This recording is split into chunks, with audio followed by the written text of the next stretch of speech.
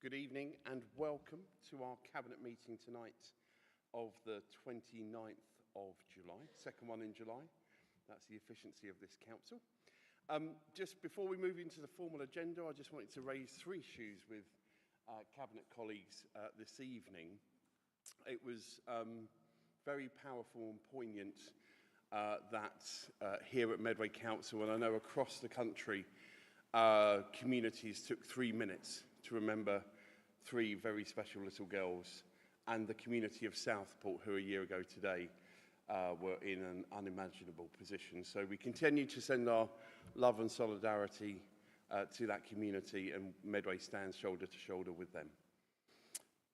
Also today, for those of you who are tuned in at midday on television, and of course, most importantly, tuned in on Sunday late afternoon, certainly early enough in the evening for a 7-year-old to be up watching it. It was fantastic to see the Lionesses bring home football once again. And it was great to see the celebration in London earlier today.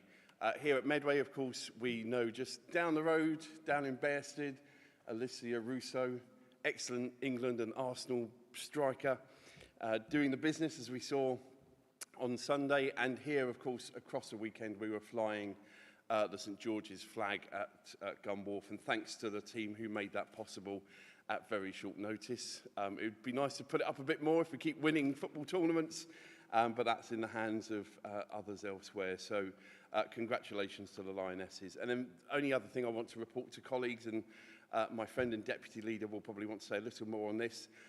We've been working closely with colleagues both in the health service and elsewhere. The government have announced a programme where they're looking to bring forward 40 neighbourhood health centres, and we're looking very much that the James Williams Healthy Living Centre should be considered to be one of those 40 centres. Certainly something we are very supportive of, and we know colleagues elsewhere are. Teresa, would you like to comment on that item? Yeah, thank you, Vince. Can I add my congratulations to the Lionesses and also to our sports team, who are working very hard with some new facilities for football so that we can accommodate everybody who wants to play.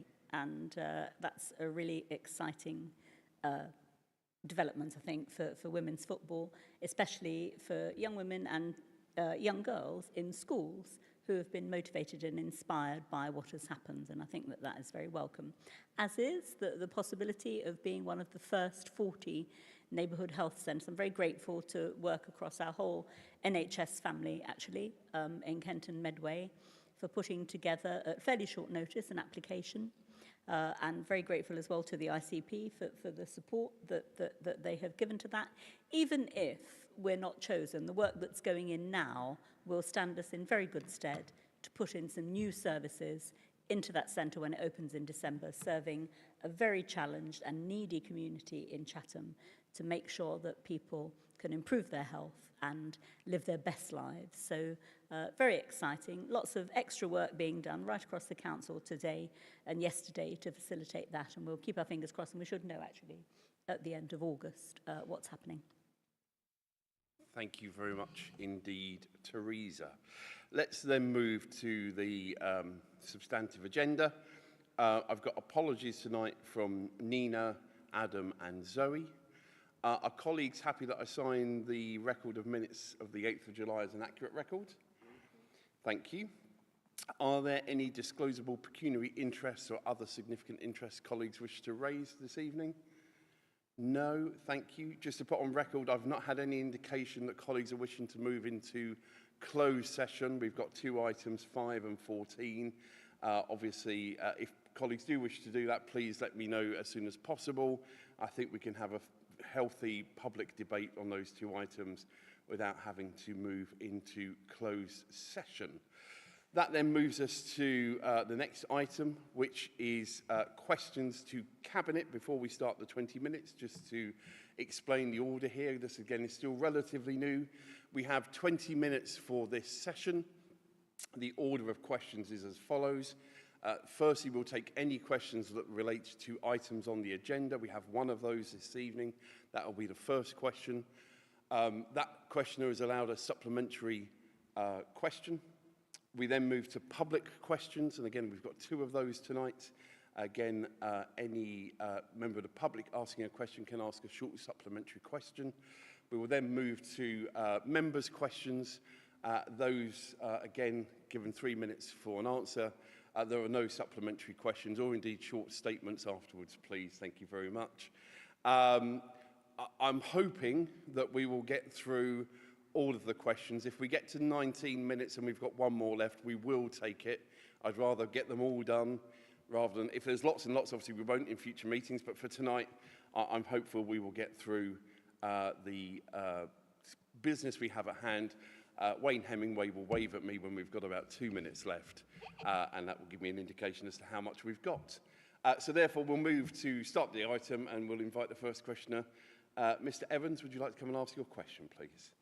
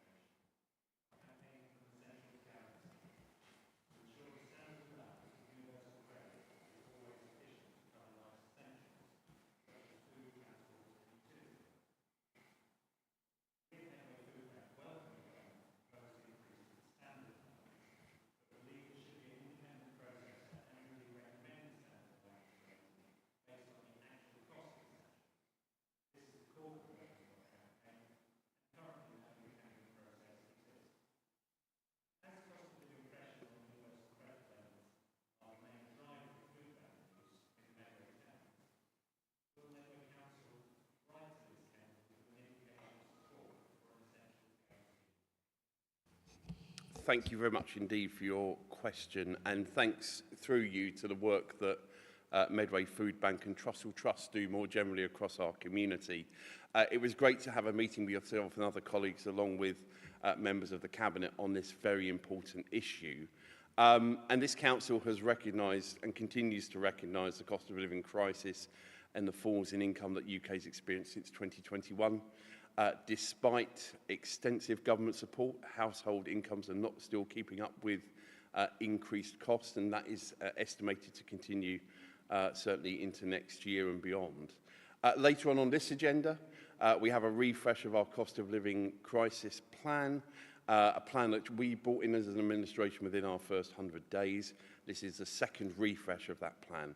It brings together all the actions taken by the council and our partners to help mitigate the impacts that Medway residents are feeling. One of the recommendations in tonight's report is that Cabinet agrees for me to write to Liz Kendall to support the Guarantee Our Essentials campaign, and certainly something which I'm confident Cabinet colleagues will be supporting later on, because we can understand and see very clearly from the evidence provided by Trussell that this is a campaign which should be highlighted to government.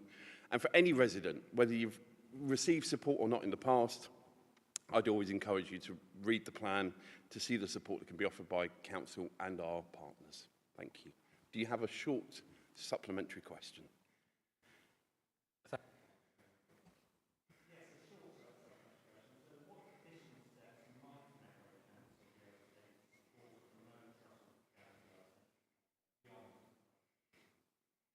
Well, one of the things we'll do immediately is publish that letter. Again, we have a very open and transparent organisation. As a Cabinet, we've been clear. We publish as much as we legally can, as often as we can. Some people would say we do too much, but that would be a matter for them.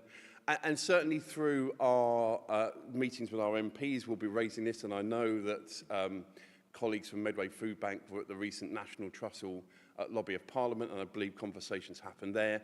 And importantly, from a kind of operational perspective with the new plan, which hopefully will be agreed after the refresh tonight. Again, one of the things we'll keep doing is making sure that residents are aware of organisations like Trussell, so they themselves can be aware of your local, regional and national campaigns and the work you do alongside us as a council. Thank you very much. Thank you. That then moves us on to the next question, which is being asked by Mr. Joyce. Please, Mr. Joyce.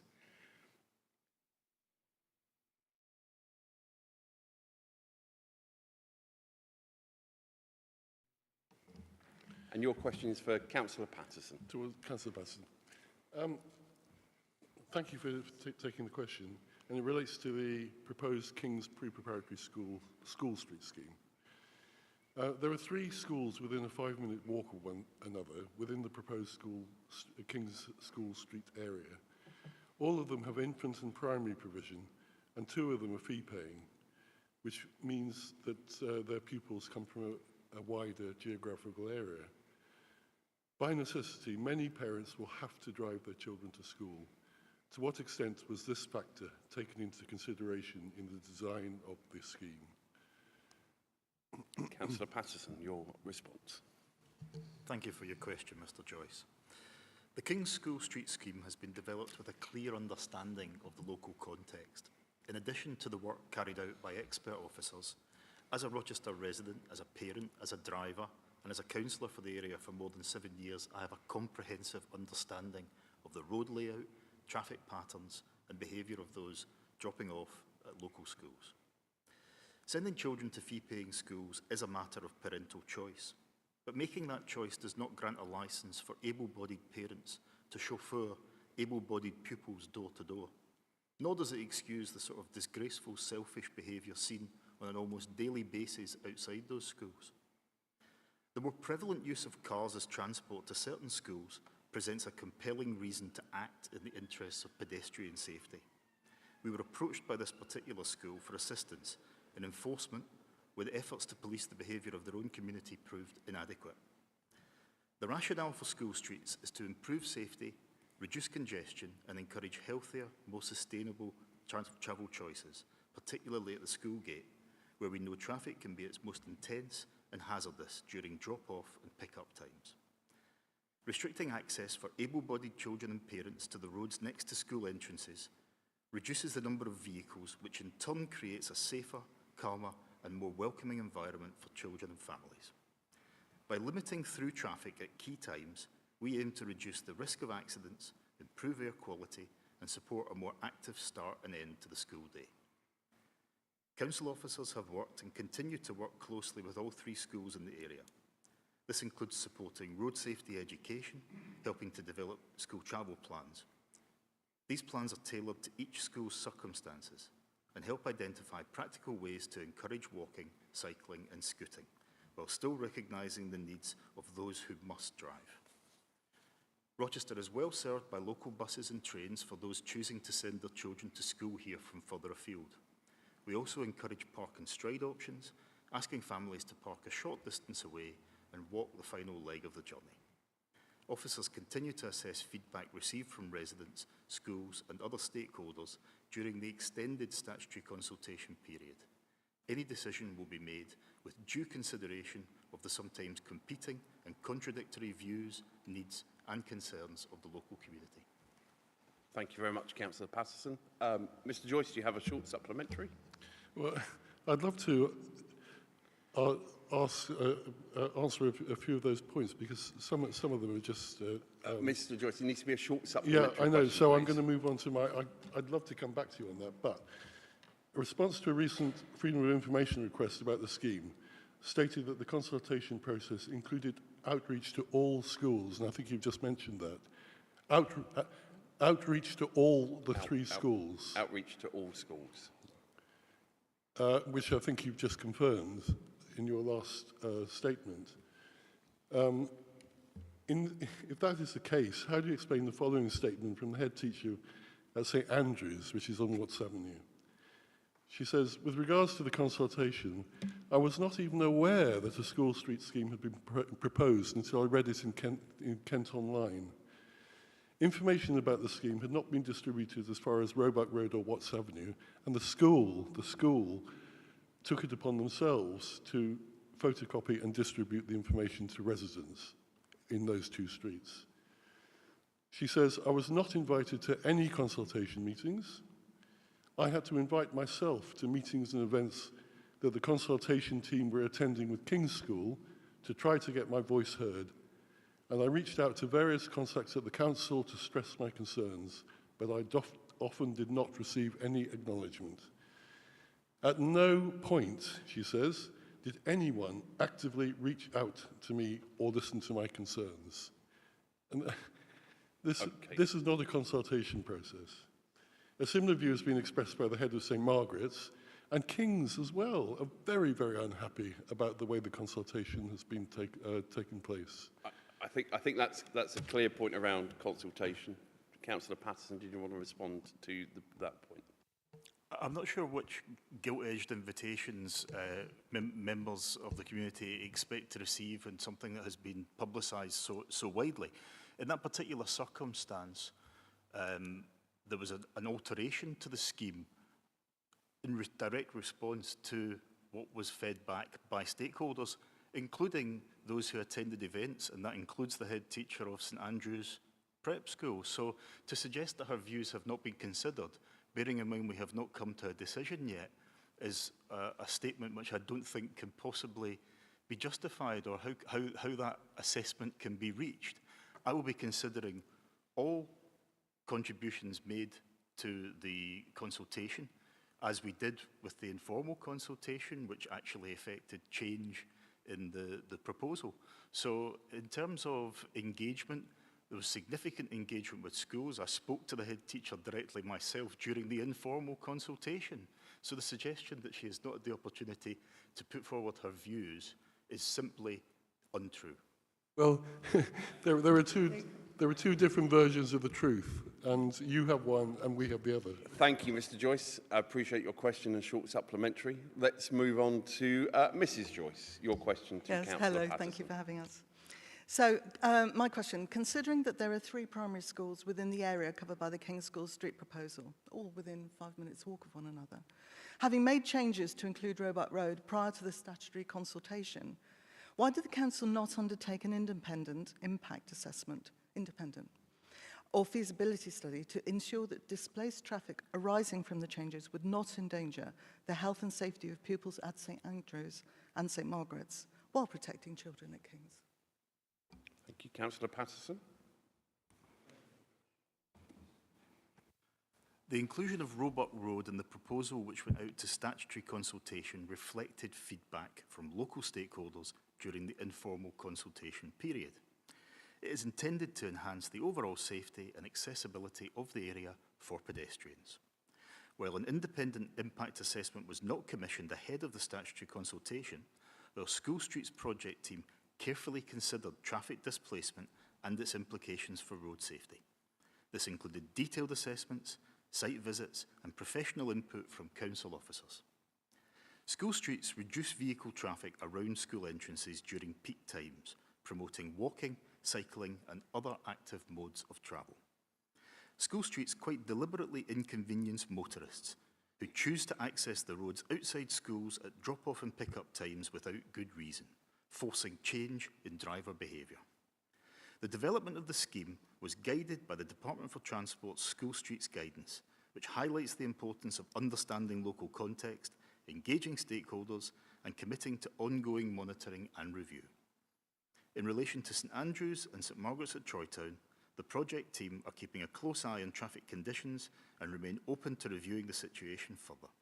Should any significant concerns arise, we will consider appropriate steps in consultation with the schools and residents to ensure that any impacts are managed reasonably. Ultimately, our goal is to create safer, healthier communities for all children across Medway. We remain committed to reviewing all schemes post-implementation based on real-world data and making adjustments where necessary. Thank you very much. Do you have a short supplementary question, Yes. please? Thank you. So my supplementary question is, under the changes to the proposal for the King's School Street scheme to include Roebuck Road, Watts Avenue would now be the only road close to King's School and on the same side of the road, open to traffic. St Andrew's School is situated on Watts Avenue, and with this in mind, how can the council justify the King's School Street scheme, which deliberately sends the displaced King's School traffic past St Andrew's School both ways, increasing the risk to health and safety for pupils attending St Andrew's in order to protect the pupils attending King's? Thank you very much. Councillor Patterson. I would disagree with the assertion that it sends traffic along Watts Avenue. There's no logical reason why any King's School parent would try to drive along Watts Avenue. It takes them no closer to the school than a number of other roads. So I think there is no logical reason why they would do that. Now, that's not to say that people do not behave irrationally, but the suggestion that displacement is an error in the scheme, in fact, it's a feature. The whole point is to inconvenience motorists to the extent that they change their method of travel. There would be no convenient drop-off point on Watts Avenue. That would be an illogical journey to make. That's the rationale behind the inclusion of other streets in the scheme. It takes away a street like Roebuck, which is a de facto school entrance street with a pedestrian access to the top of Lockington Grove and King Edward Road. So, in fact, it's taking decisions based around what would be rational decisions and removing that opportunity for parents. Thank you very much, and thank you for your question, Mrs. Joyce. Thank you very much. We'll move to members' questions. Thank you very much, but I have to say I find the answers most unsatisfactory. Thank you. Thank you very much. We'll move to members' questions. Whilst Councillor Perfect is taking his seat, just to make you aware that Councillor Coombs will be answering your question tonight. Councillor Perfect, good to see you here as well. Over to you. Thank you, Leader. Could the portfolio holder please provide an update on the Council's plan to implement the children's social care reforms in light of the Treasury's recent announcement of an initial £1 billion in funding for children's social care reforms and care placements through to 2029 as outlined in the latest spending review? Thank you, Councillor Perfect, for your timely and important question. The Council warmly welcomes the announcement in the 2025 spending review of an additional £1.1 billion in funding for children's social care reform and care placements through to 2029. This investment represents a significant step forward in delivering the recommendations of the independent review of children's social care and aligns with our local ambitions to transform outcomes for children and families in Kent. Key elements of the national funding package include £555 million through a new transformation fund between 2025 and 2028 to help more children remain safely with their families, to reduce unnecessary care entry and to improve outcomes for looked after children. £523 million per year between 2026 and 2029 to continue the Family Help Programme, supporting multidisciplinary teams and early intervention services, and £560 million in capital investment to expand and refurbish children's homes and foster care provision. The reforms are underpinned by a shift in focus from crisis response to prevention and family support, with new duties on councils to support care leavers and powers for the Department for Education to establish regional care cooperatives to improve placement sufficiency and quality. Locally, we're aligning our implementation plans with these national priorities. This includes strengthening our family help model, ensuring families receive consistent, joined-up support and a lead practitioner. Preparing for the introduction of multi-agency child protection teams, as outlined in the forthcoming Children's Wellbeing in Schools Bill. Exploring opportunities to participate in the regional care cooperative model to improve placement commissioning and sufficiency, and reviewing our local residential and foster care estate to ensure we are well positioned to benefit from this capital investment programme. We're also waiting further guidance from the Department for Education on the allocation mechanisms and delivery expectations attached to this funding. And in the meantime, our officers are working closely with regional partners and the South East ADCS network to ensure readiness and alignment. This is a pivotal moment for children's social care. The additional funding, if implemented with care and attention, offers a real opportunity to reset the system and deliver better outcomes for children and families in Medway. Thank you very much, and thank you for your question. We've got just over 2 minutes left, so I will take the final 3 questions. I can't see the third questioner, so we'll probably take that as read. But to get them off the agenda and get them dealt with publicly, I think that's a good thing. So we'll take Councillor Tijan next. And Councillor Anang, if you can be ready to go as well after this question. Thank you. Councillor Tijan, welcome. Your question, please, for Councillor Marhill. Thank you, Leader. Considering the proposed reclassification of employment land at Chatham Docks under Regulation 19 Medway local plan, what are the top 3 potential negative long-term impact on the economy, environment, communities, and the workers his leader stood shoulder to shoulder with before May 2023, specifying which specific actionable mitigation strategies are you proposing for each? Thank you. Councillor Marhill. Thank you for your question, Councillor Tijan. I'm sure you appreciate the importance of getting a local plan in place and the consequences of not having a local plan. In that respect, we have had consistent advice from MHCLG for many, many years now that we must plan to meet our growth needs. That brings with it challenges to deliver sites for 24,500 homes, along with employment, education, and all other necessary infrastructure. To achieve that growth means difficult decisions need to be made on sites, and that is clear in the Regulation 19, and I believe we have got that balance right. In relation to Chatham Docks, we do recognise the importance of existing businesses there, but have balanced that against the benefits from bringing forward that site for a mixed-use redevelopment, along with opportunities for those businesses to relocate Medway or near to Medway, and we have reached out to those businesses to provide what advice and assistance we can.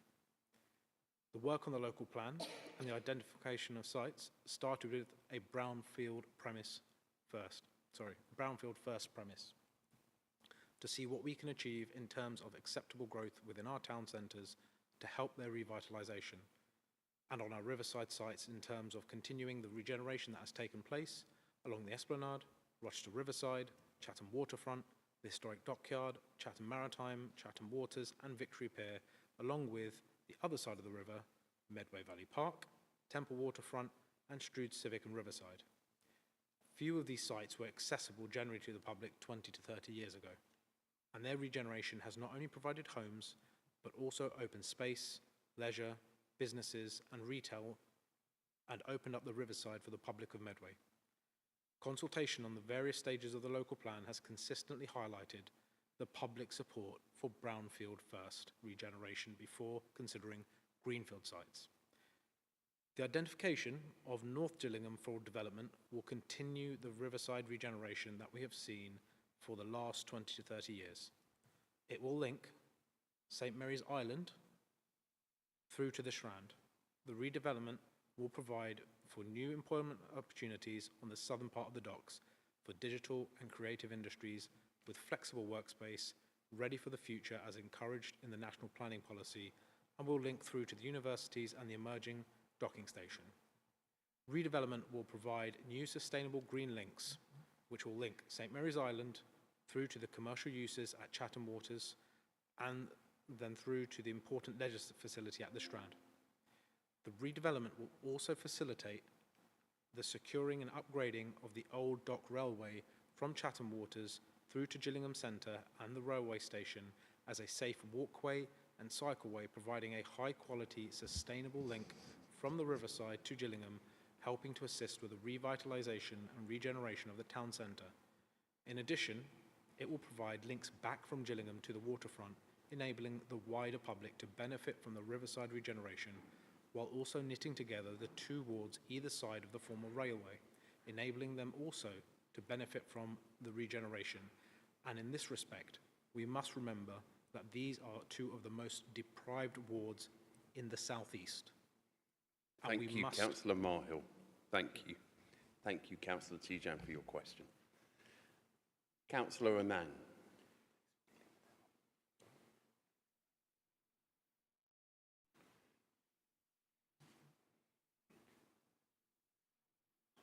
Thank you for your question. Over to you.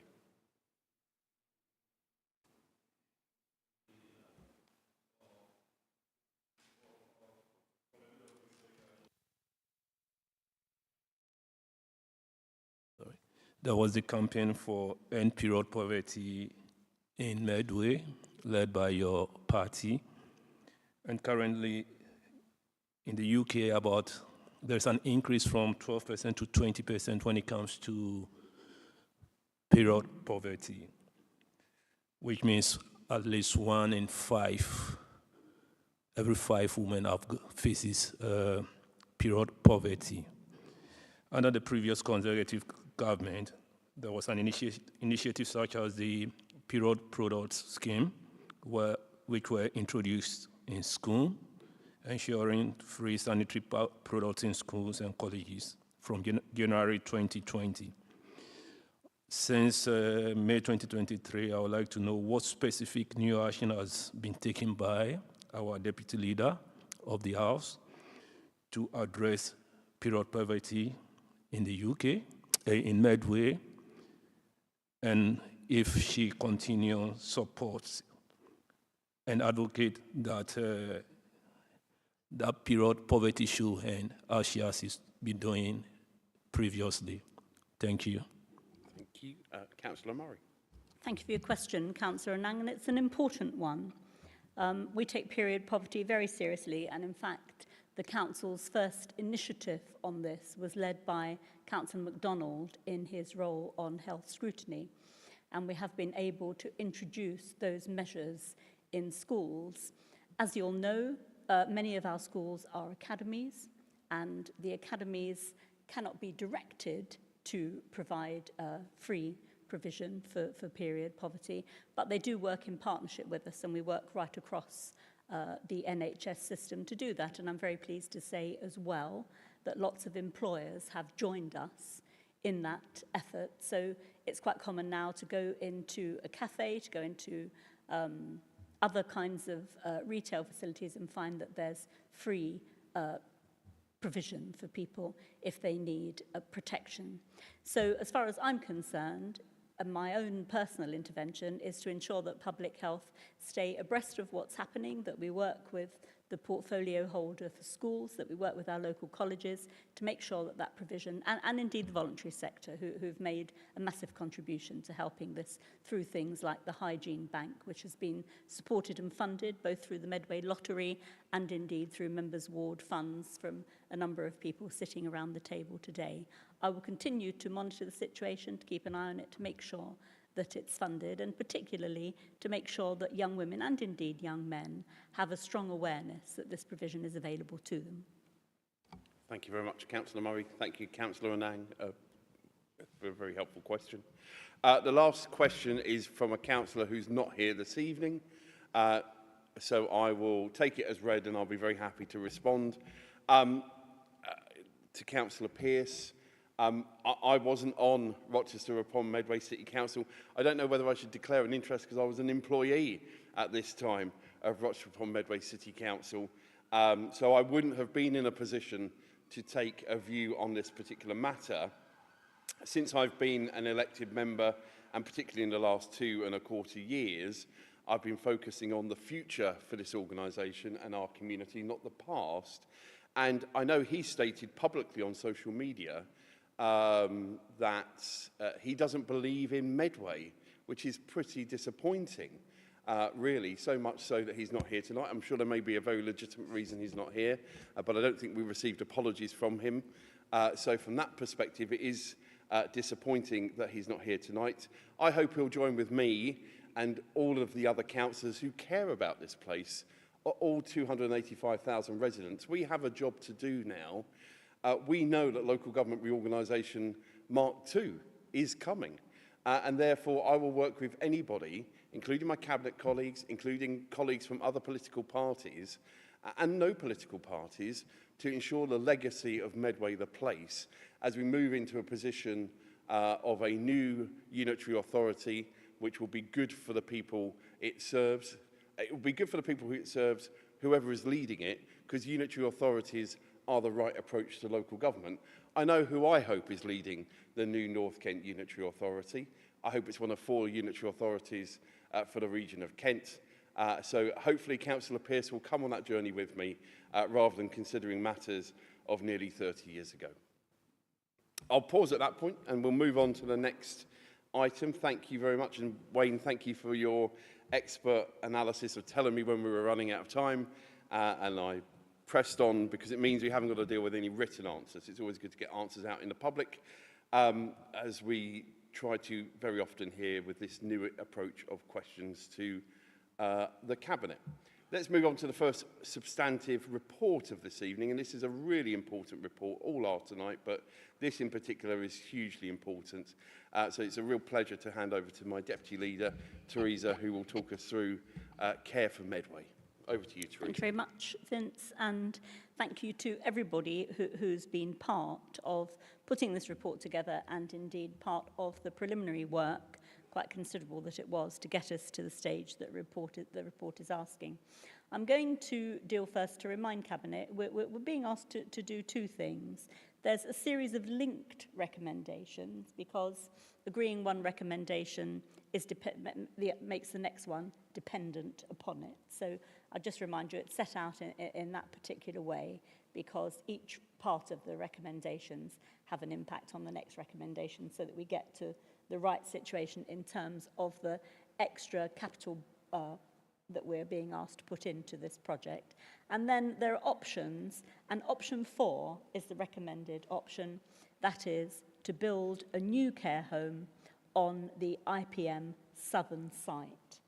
So you'll see as you go through the paper, I'm sure you've seen already as you've read them, that it's sort of got those two parts that we're agreeing tonight. So if I move to the background for this, I'm really excited about it, and everybody in Medway should be.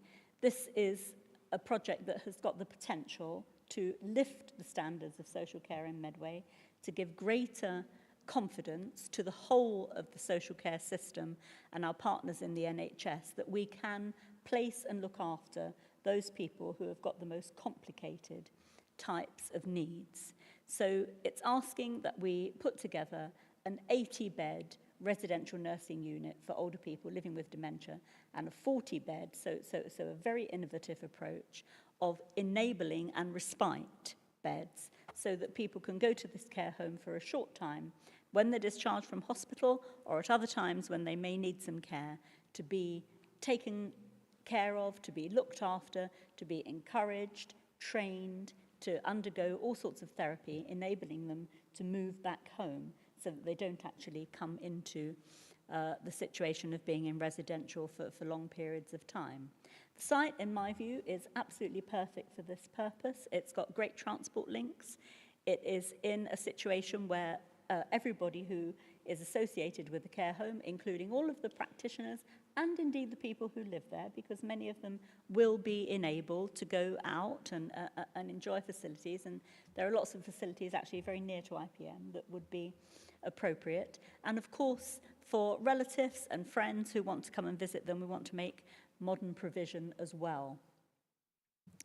This project has got the potential also to give a huge economic boost to Medway. Whilst the report tells you that in the short and medium term, we will not make efficiency savings out of having it at all, what we will do is help the whole of the care economy to make efficiency savings, because we'll be able to get people out of hospital more quickly. As I said, we'll be able to keep people independent for longer, and we will be able to set the standard to the market that we expect from everybody that we commission from now and in the future.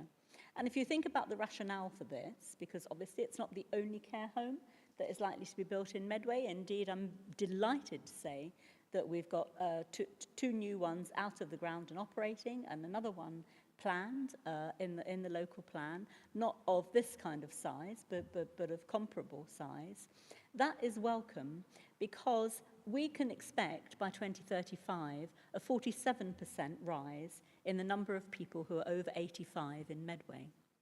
And remember that we're using our public health intelligence data to look forward in 10 years. So people who are between the age of 64 and 74 now, in 10 years' time, will be 85 plus. And that will continue. Whilst we can see in 20 years' time that there should be a smaller gap, about 13%, we've got to make provision for people who are over 85 now, people that we can expect to be over 85 in the near future, and other people in the longer term who should be living well and better because of the prevention programme that we're putting into place. So that data is available to anybody as far as our public health and through gov.uk, and we're monitoring, analysing that all of the time. So this is evidence-based policy making. It's not just a dream of something that we want to achieve, although it's that as well, because it's long overdue in Medway since our care home estate was sold off without thinking of the future in the way that we're intending to do now. It actually has got a serious ability to make a big impact on our local economy, to change the way that people are looked after in a much more modern setting, and to reduce the time that people have to spend in hospital, and to help and assist the rest of the healthcare economy with what is a very, very knotty problem where demand continues to rise. So I hope that Cabinet will support the recommendations. I hope that you will support option 4. There's a clear timeline emerging from the commissioning that we're doing to get this out of the ground and up and going. We don't trash experts. We don't think that we know everything. We're using the very best expertise that we can and paying for it, because if this is going to be successful, it's got to be on the basis that we know what we're getting and that all of the methods that are used are tried and tested. So I'm asking you to support it. I'm asking you to look carefully at the recommendations, to consider that £37 million capital investment well spent, and to make your mark and your support for all of the new and emerging jobs that can be associated with this. First of all, in the construction phase, later in the operating phase, and with our partners Kindy for the continuing and very fast development of assistive technology that this home will be enabled to have, and with the expectation that everybody will follow our lead in making sure that those who need caring for in a bedded setting for a short or long term get the very best care that we can offer them at the end of what I hope is a long and largely healthy life. Thank you very much indeed, Teresa. Really helpful overview and a really important project. I've got Luella, then Simon. Thank you. Thank you, Teresa, and of course to Jackie Brown and the team for the report. I firsthand fully understand the need there for this sort of care home. The pressure for places is extreme. It's not going to reduce on its own, as you just rightly said. We need to take action, and this administration is doing just that, with actions like this under your leadership, Teresa. So we need to move it forward. I can't stress the lack of suitable places on those who need them, desperately need them, and their families. It just can't be underestimated. As the report says, regardless of if we proceed or not, we will continue to see high levels of residents requiring access to specialist care, and the widening gaps only can continue in the future. As it says, supply and demand, as we've seen here with housing, supply and demand just pushes the prices up, and it will do, as it has done with rents. I'm pleased to support the combined approach, as you said there, with the 80 beds long-term plus the 40 enabling, because not everybody who needs to be pressurised to move out of hospital needs that long-term care. Sometimes that short stay, which was removed under previous administrations in Medway, that needs to come back, because that is needed, because that just gives the freedom for people to move on out of hospital, short while, as you said, go back into their own homes. So I support the recommendations and, as you say, the jobs for the future, for not just for the care home, but also for the building of the care home. That's all. Thank you. Thank you, Luella. Simon. Yeah, thanks very much, Vincent. Thank you, Teresa, for the report, and to the officers who produced this. A very exciting project in so many ways, but as you outlined already, it's about our One Medway approach, looking at the future, not just for our young people, but for our more elderly people. And we have to think of the whole community as we go forward in that One Medway approach that we have. I just wanted to pick up on a couple of points. One is in relation to the location. When we came into the administration a couple of years ago, IPM had a lot of problems, and the staff and the officers within the council have really worked incredibly hard to resolve those problems and make the site ready now for all the exciting sort of future that it's got, and this is one aspect of that exciting future for that whole area. So that's fantastic to see this coming forward at this stage. And the other thing just to reflect on is about, and something I've mentioned before, is about the design and the build itself. And without plunging into blue papers, I mean, it's quite clear from part 9 of the report about the climate change implications that this will be close to zero carbon building as we can possibly get there, with all the things, the benefits that brings. And it demonstrates again our role and commitment to climate change and how we're going to build in the resilience in Medway, and demonstrate to the private sector developers coming here, we want them to come here, that if we can do it, so can they. So it's really exciting to see this. Thank you.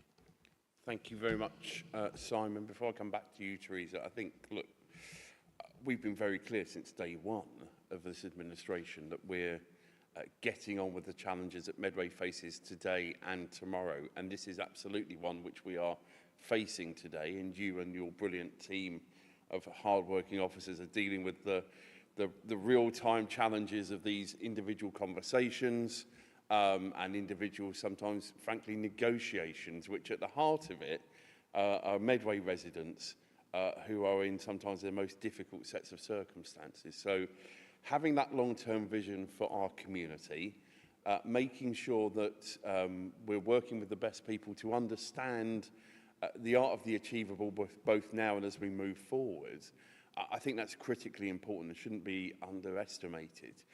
I think alongside that, this is a really good news story. And sadly, all too often, at least in recent times, care home stories in Medway, not of Medway's provision, but provision within Medway, has been anything but good, downright depressing at points.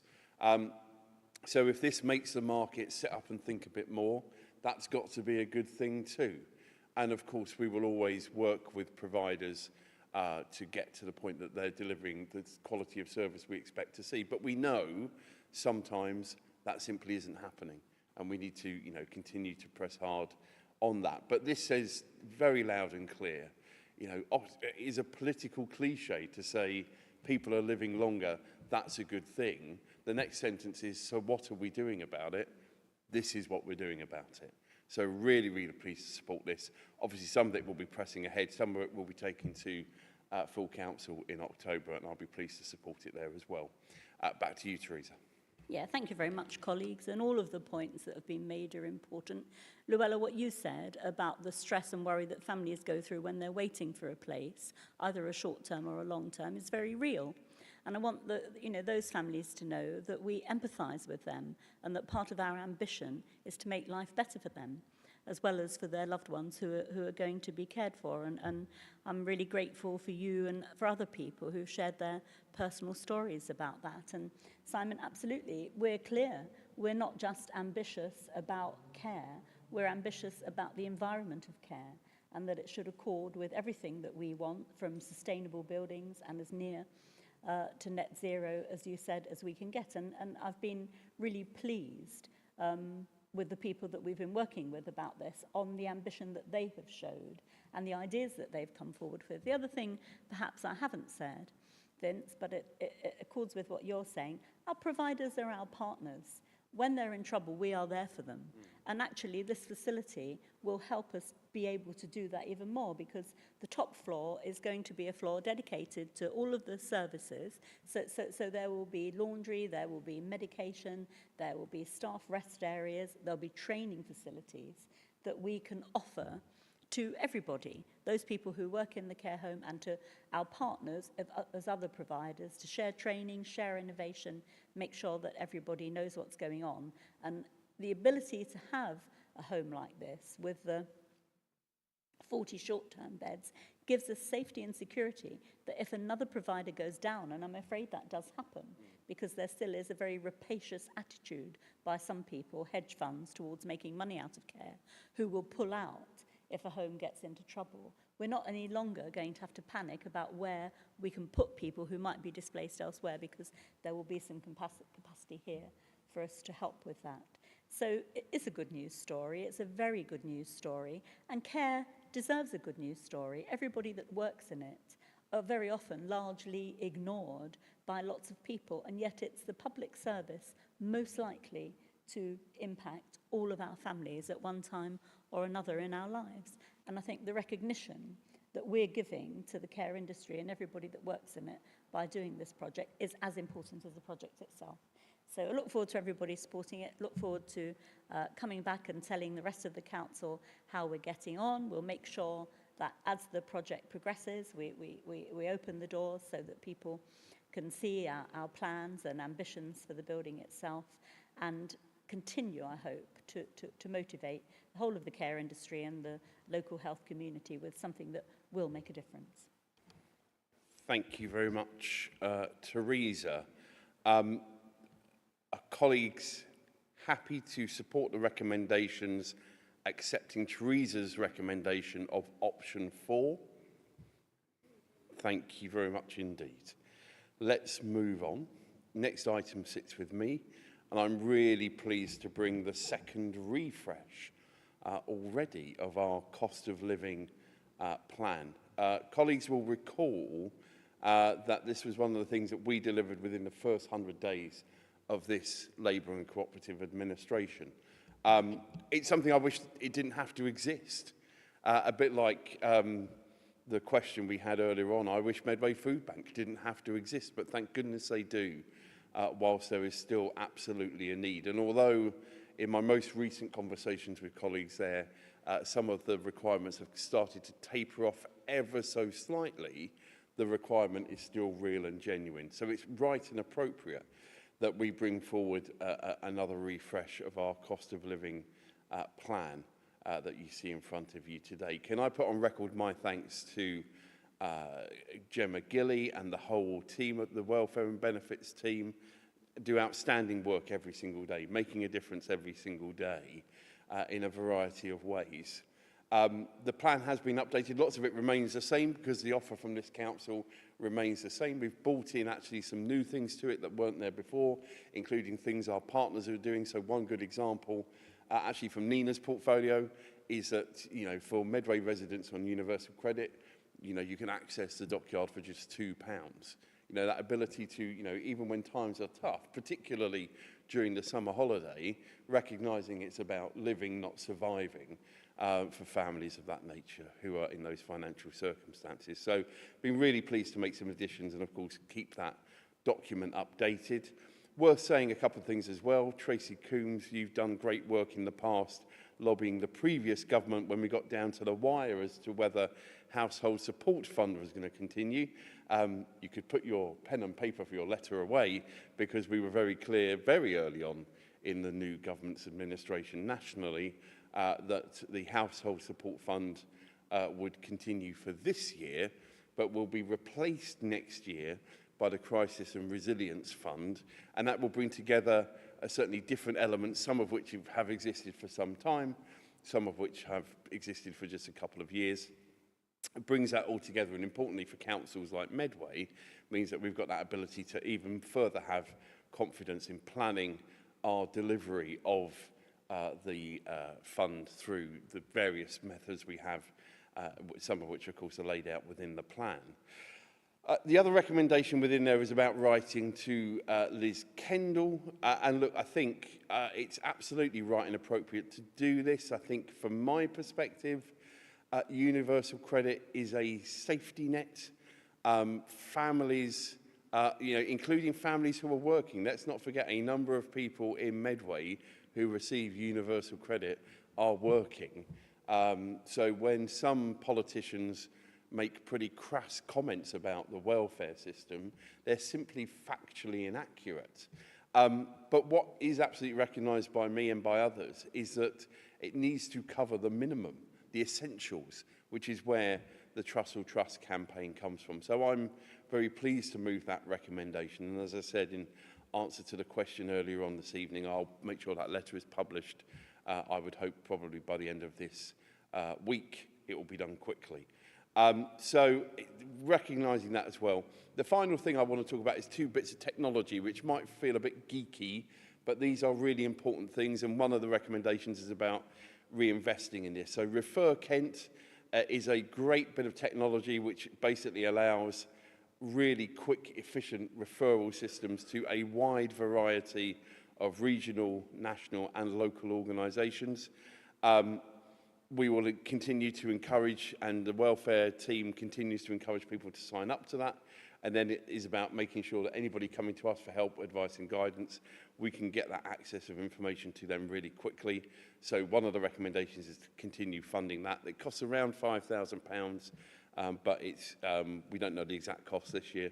The other thing I do want to take a reference to is actually where we funded some technology in the past.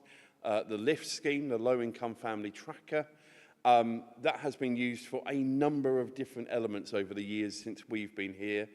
Whether that is making sure vulnerable pensioners were identified and provided with a household support fund, actually where there were changes in the winter fuel payment last year, £200 for those who just missed out, and we again had that technology that meant actually it wasn't officers spending hours and hours and hours trawling records. We were able to get that help out to people very, very efficiently. The cost for that has been built into the base budget, and we will be re-procuring that. But for Refer Kent, I hope colleagues will support the recommendation as laid out. I'm really proud of the work that this council does, stepping in at the time when our residents need help the most. We've got a great track record on that, and today's refresh will help us move forward on that. Thank you. I'll take some questions or comments. Tracy, and then Teresa, then Luella and Alex, and Simon. Thank you very much. There's so much in this, it's hard to know where to begin. It's really, really pleasing to see what we are doing to help alleviate the cost of living crisis that many of our families in Medway are still experiencing. The thing that I would like to focus on follows on what you said, Vince, about families being able to access the dockyard for just £2. Now, I want to mention Child Friendly Medway and the hundreds of free events that they are putting on for children and families all year round. We're just at the first week of the school holidays, and I know that that can be a really, really difficult time for families who are on a low income. And to see the amount of events and activities that Child Friendly Medway are offering for free throughout the summer is really going to help to benefit those families, so to make sure that those children are still able to enjoy their summer, are still able to go out and enjoy joining in with activities, are still able to participate in lots of things that are going on. So I really want to give a shout out to Child Friendly Medway, who in fact bring in even more funding through their fantastic bid writing, their fantastic ability to access pots of money that they have found that fit in with their agenda. So I'm really pleased to see that there are so many free activities on which will help these families throughout the summer holidays. Thank you, Tracy. Teresa.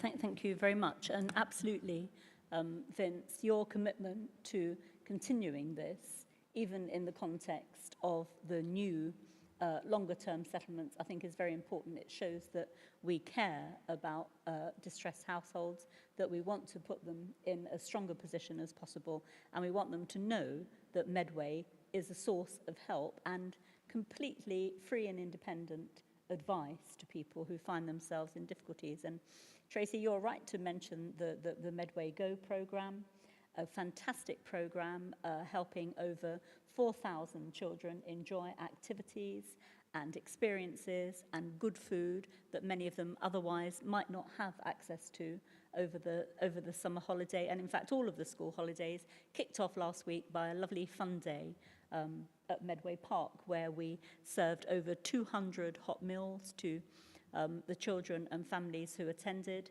signed up even more people to join in the programmes, and made them very aware of all of the services that they can access to support families through our family hubs, through public health, all year round.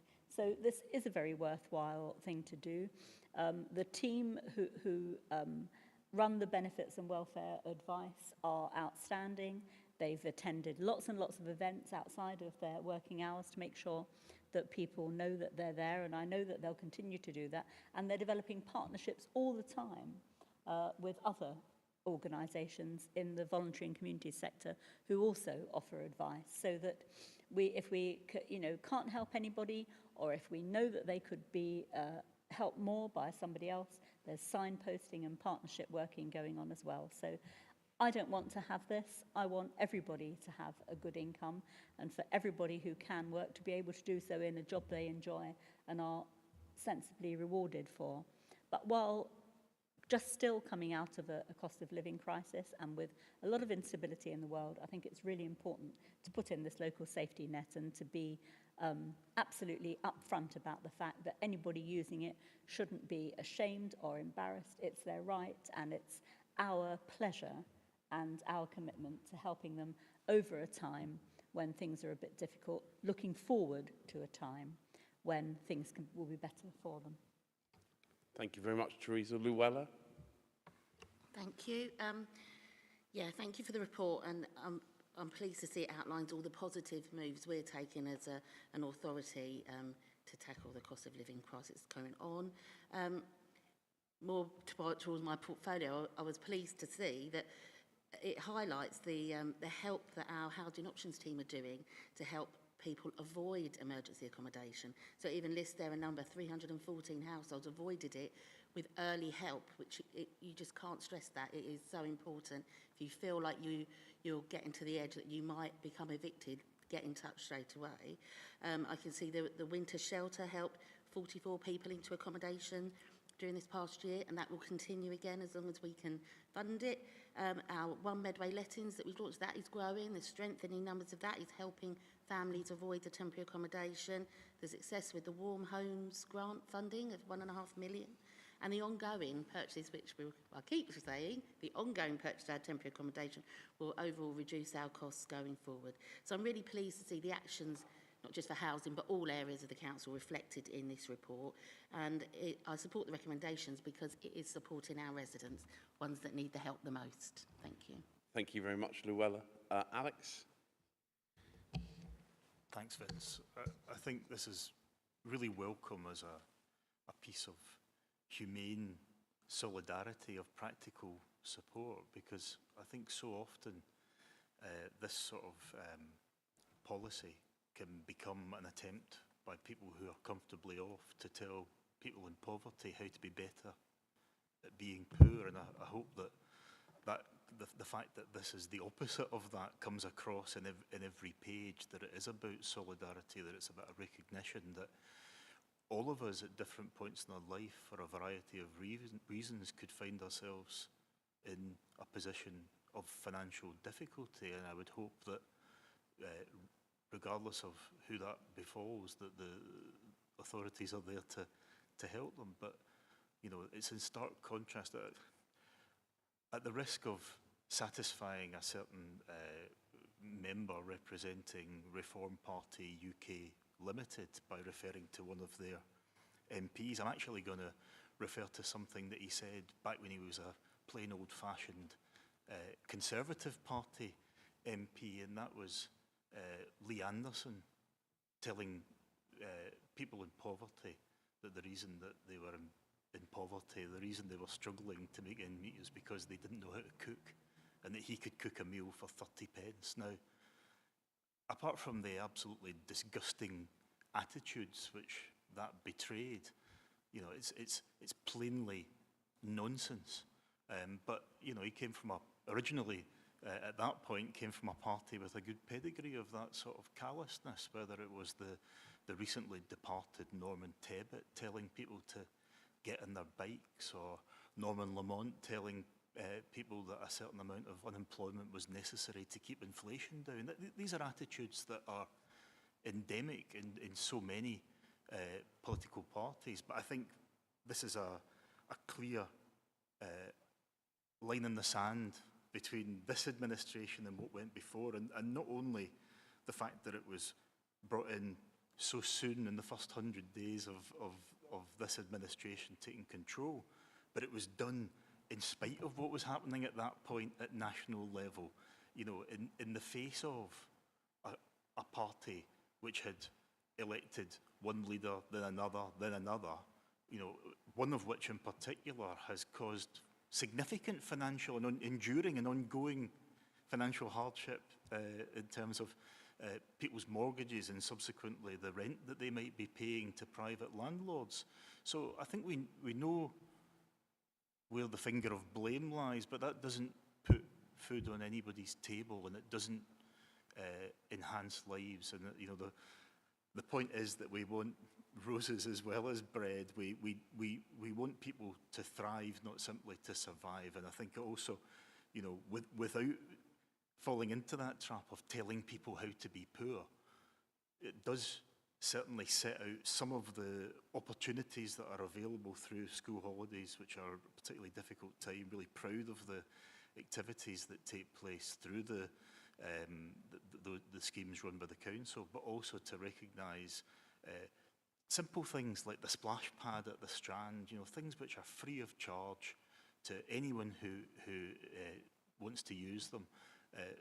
You know, Medway is actually a great place to live regardless of your financial difficulties or indeed your relative wealth. And I think it's really important that at this time we continue to show solidarity and we continue to deprecate the conduct and the attitudes of people who frankly don't give a toss about those less fortunate than they are. We do care, and I really support this. Thank you very much, Alex. Simon?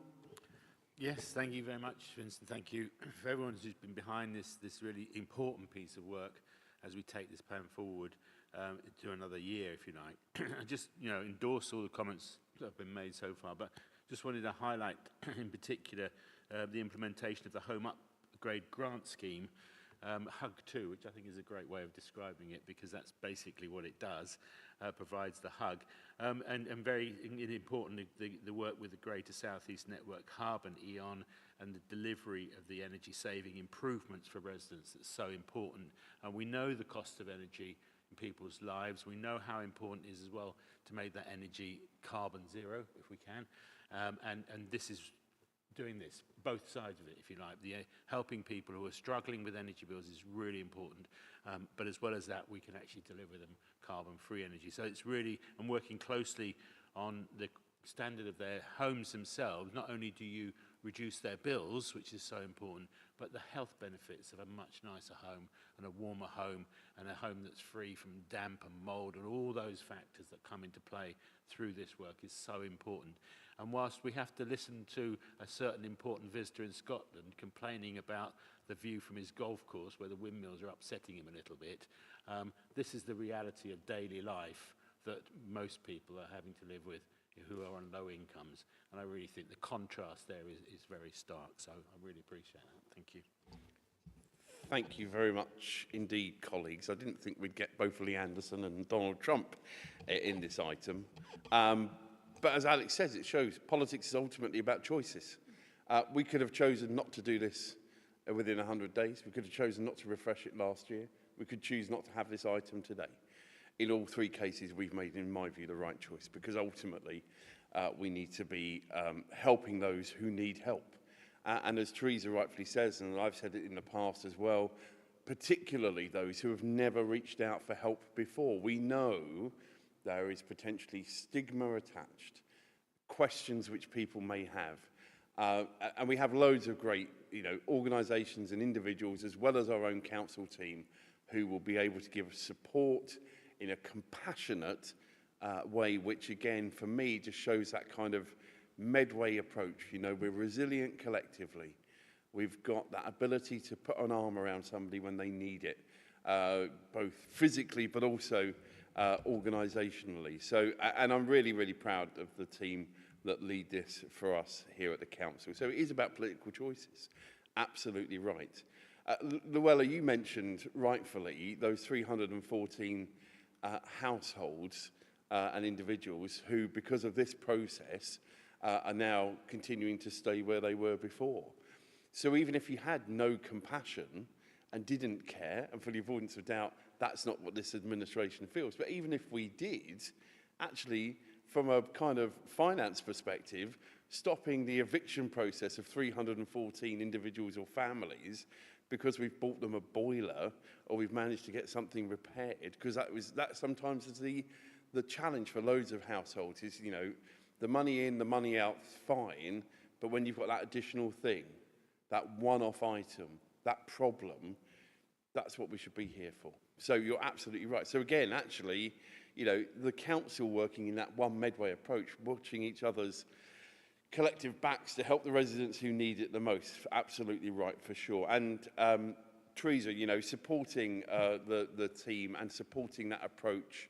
And I'm hugely grateful, particularly for those who are delivering, both our partners and our council core team, who are delivering the Medway Go programme, along with other programmes, you know, which have supported it independently. And we've seen that time and time again over the last 2.5 years, and that will continue.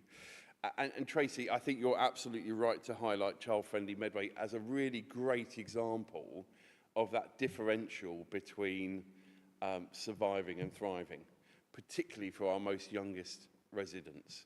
And so I would absolutely, and the best way to do that, actually, you know, our press releases will be great, you know, our videos will be great. We'll be doing a video saying we've refreshed the cost of living plan, so feel free to scroll through if you don't want to see my face. The best way to keep informed on that is on the Medway Family Hub app. I get told every single day, this is happening in Stroud, this is happening in Rainham, this is going on every day. Blimey, we're doing so much. And my phone's telling me that. So, and that's again a great piece of joined up one Medway work. And it's about every event. So even the fantastic City Hall happening on the 13th of November. I don't know if anything else is happening that day, but there's definitely a City Hall happening. Again, the ability for people to come and ask me enricher questions, but importantly, everyone, regardless of who they are, regardless of their background, having something to eat. You know, that breaking bread together, you know, whether you're 8 or 108, that's really important. So I'm really proud of the fantastic work that Child Friendly Medway do, which absolutely plays into the heart of the cost of living plan. So thanks to colleagues for your comments. I'll move the recommendations as laid out. Are they agreed? Agreed. Thank you very much, everybody. Let's move on. Luella, activity of the HRA, Housing Revenue Account, HRA Governance Group. Over to you. Thank you, Vince. So I've got 2 papers from our HRA Landlord Services tonight. As you've just said, the governance group activities and the annual performance. So first of all, my thanks to Bex Wilcox and the rest of the team for their work, not only on these reports, but their ongoing commitment. It can't be wavered. Many of you know, last year, the HRAs had incredibly busy from the move away from the single contractors that you had to a main contractor for repairs and planned works and 6 specialist contractors for the key compliancy work streams of gas, electric, fire, asbestos, lifts and water, to being the South East's first local authority to complete a programmed inspection by the regulator of social housing. Our tenants panel were also invited to the launch of the Stop Social Housing Stigma campaign launch at Portcullis House earlier on this year, as they were part of one of the 10 pioneer travellers that the campaign was based upon. So that's just a bit of a background. I'll start off with the governance group, if I may. So the aim of the group is to ensure good strategic management of the HRA, to scrutinise key performance indicators and governance of decision-making that will impact Medway residents, i.e. the tenants, sorry. I say residents, I'm so used to calling the residents, in this case it's tenants and leaseholders achieving improvements. Over the last few years, the group has adapted and developed to include the tenants panel, chair, deputy chair, to ensure our tenants' voices are on the table with senior officers and members. So that's Mick and Maxie, who are invaluable to the governance group. They really bring the tenants' voice to the table. So over the last year, the group have reviewed quarterly performance, including voids, rent arrears, compliancy for the big 6 I mentioned earlier, and of course the big door knock outcomes.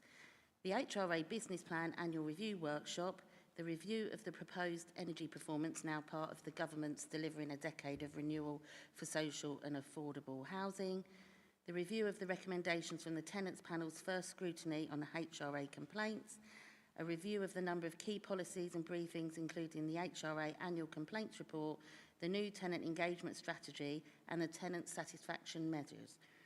As you can see, it's a very busy group and we have very long meetings, but it's needed and they're really important. Everything that we're looking at is really important.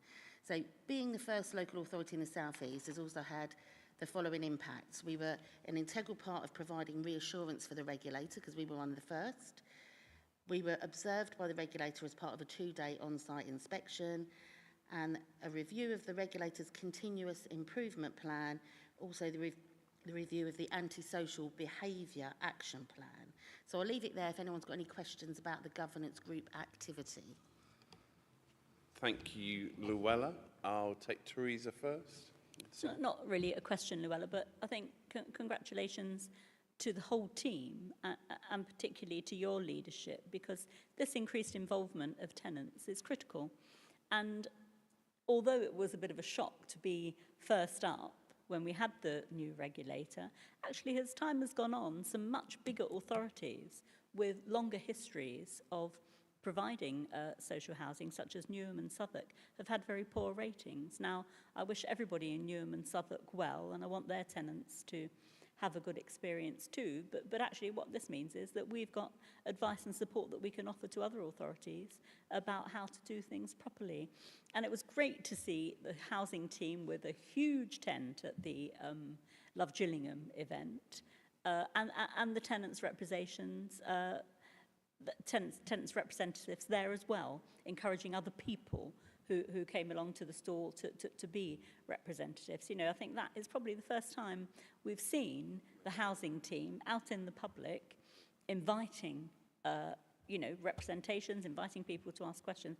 They were very, very busy on that day, and I think that's something that they could probably usefully do. And for a one Medway approach, the big door knock gives us the opportunity to make every contact count. So when we pick up issues where people might be struggling with a family issue, with an adult social care issue, with any kind of decent home standard that might not be in place in the way that we want it to, we're able to work together to sort of, you know, stand around that particular household and make sure they get the support that they want quickly. So I really think this is good news, actually, and a tribute to everybody's enthusiasm for making it happen. Thank you very much, Teresa. Simon? Yeah, thank you. Not really a question, but more like just add my support as a member of the governance group. There may be long meetings, but actually you don't notice how long they are because there's so much going on. It's incredibly interesting, very important stuff is discussed, and you pick up on the enthusiasm of the team from the way they describe what they do, which is great to see. It's also cross-party. I know Councillor Tijan's on that group, and the engagement of the tenants' representatives are fully there. I mean, they just feel part of the team, really. I think that's how I describe it. And really covering not just sort of the basics about maintenance and all that kind of stuff, but the social side of things, the climate side of things, discussed all the aspects of how a good sort of arrangement should work. And I often think of that we should be we are the benchmark, actually. That's how I think of it now, for the private sector and the other organisations that provide tenancies housing as well. They should look to us and we should say, look at what we're doing. If we can do it, I've said this before, then you should be doing the same as us. And that's certainly the model that I think we're reflecting there. So it's brilliant. Thank you. Thank you very much, Simon. Alex? Thanks, Vince. I'm going to make another mention. I know we've already had a contribution in absentia from the councillor for long ago, but I'm going to point out another distinction, which is a lingering distinction even nearly 30 years into the existence of Medway Council, and it's an unwelcome one for those of us who represent parts of Medway which were once part of City of Rochester upon Medway. I would suggest it's a somewhat more important thing to talk about than discussions about letters patent and that sort of nonsense. But what I would say is that for those of us who represent Rochester, a city by ancient prescriptive right, in other words, you want to call it a city, call it a city. No one's going to stop you. Let's get on with the here and now. But what we don't have in Rochester is council-owned social housing. And it does show in matters like this. I think this is an example, and we go back to the potential for a care home for Medway to act as an exemplar for the sector, to set the standards, to say this is the way it should be done. Because certainly where I come from, council housing does not necessarily mean, and should not mean, poor housing. It should actually be the standard of housing that we can all expect, a good place to live, a good place to raise a family. And I really hope that through this, and through the tenants panel, and we see glimmers of it. And I pass no comment. I'm not making specific criticism of housing associations. They play the hand that they've been dealt by a system which I don't necessarily agree with how they came into being. And when I see good practice, it is in things like door knocks, like estate walks that I've been able to undertake with my ward colleagues, and we really do value that contact. And I know that these things have happened sporadically, and there have been estate champions for some of our housing associations, but this is better. This is actually putting into action and making it very clear the standard that we expect as a local authority. So if we want to hark back to times long ago, which is pointless, let's reflect on the differences that has actually created further down the line, an invisible divide in Medway, and I think that's regrettable. But what I do know is that Medway Council, with the housing stock which it still owns, is doing the right thing by residents and creating the framework for things to improve further. So I'm really pleased to read this report. Thank you very much, Alex. I can't see anybody else. So before I come back to Llewellyn, I'd say two or three things. I think certainly, yeah, we can't change the past, but we can deal with now and definitely deal with the future. And I'm really pleased that as we move forward to local government reorganisation, Medway is bringing some HRA to the table. Now, again, depending on who we end up partnering with, time will tell, but I think that's a really important aspect. We know there are other parts of, certainly other councils within the region of Kent and Medway that don't have an HRA account. And actually that's going to put them in a difficult place, particularly if you're bringing together a wider community. So I think that is definitely an incredibly important point to raise. So thank you for that. I'd say, from my perspective, I'd want to give a huge thank you, firstly to you, Llewellyn, personally, for your leadership in this issue, and actually not just on the reports we see tonight, but day in, day out, your passion, your dedication for getting us to be the very best place for people to live, whatever tenure of housing they're living in, is notable, and I'm really proud that we have that. And we have continued that, because absolutely your predecessor in Nashaba had that as well. I want to thank the three members that make up the tenants panel. I think yourself, Simon and Habib. It's great to have cross-party representation. Of course, Habib there as chair of the ONS, something again which this administration brought forward, and I know all three of you will be making good contributions and continue to do so, along with the officers supporting it, and really importantly, the voice of residents, the voice of tenants, the voice of people who are having that lived experience within our properties, our homes, council homes. Absolutely right. So really welcome this. As Teresa said, I really do recognise that other councils will be looking at us to say, how did you get to where we are? And actually, absolutely, and I know this is a personal dedication of yours and others, where we want to get to. We want to get to C1. There's no doubt of that. And I think we have everything possible to make that happen. And I guess the final thing I would say on this before coming back to you is there is a zero level of complacency. It's the opposite.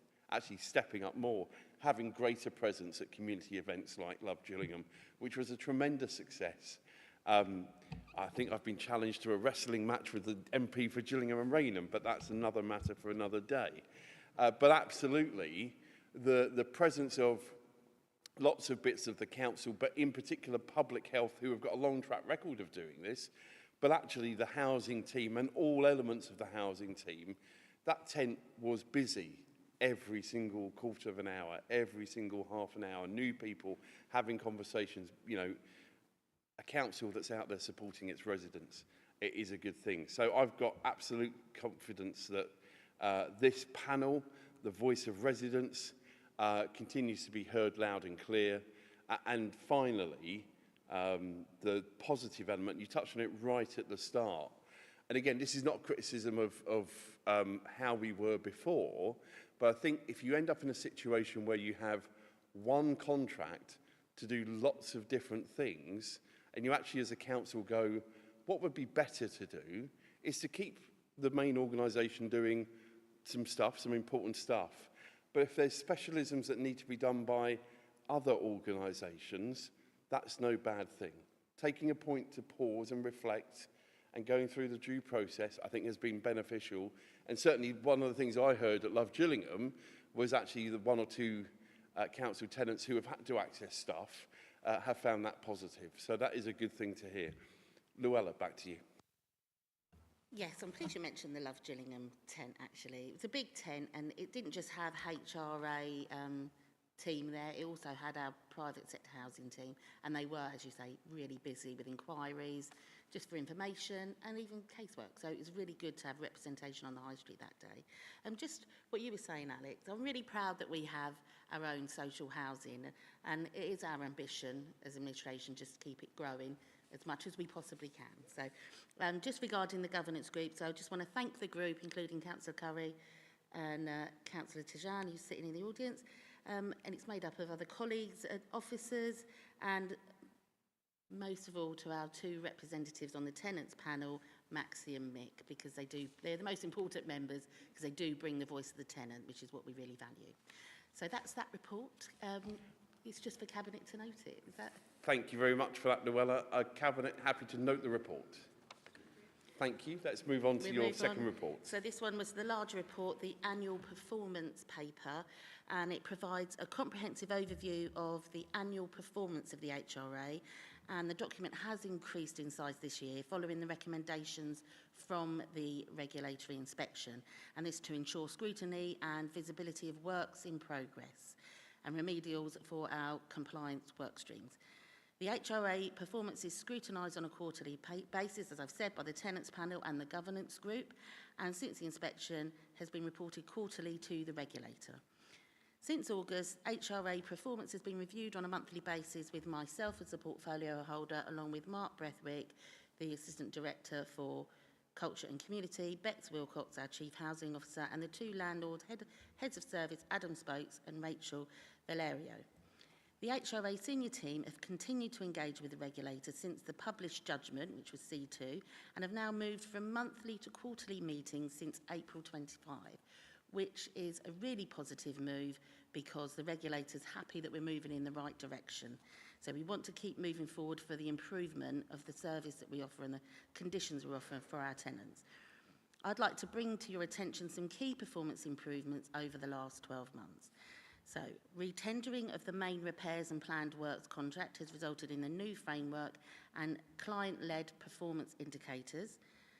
A move from one job per trade has increased the number of jobs being raised. It has improved recording and performance management, as previously one job would be linked to multi-trades and the potential to miss incomplete works.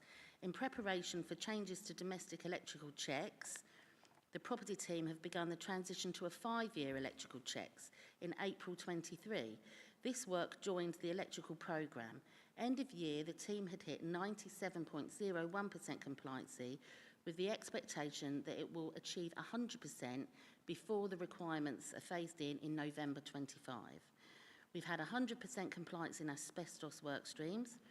Following the move away from Mears to Swale Heating, which then moved to SureServe, we weren't aware of, but it's happened, the compliance dropped to 97.96%, primarily due to the ICT issues of their transition.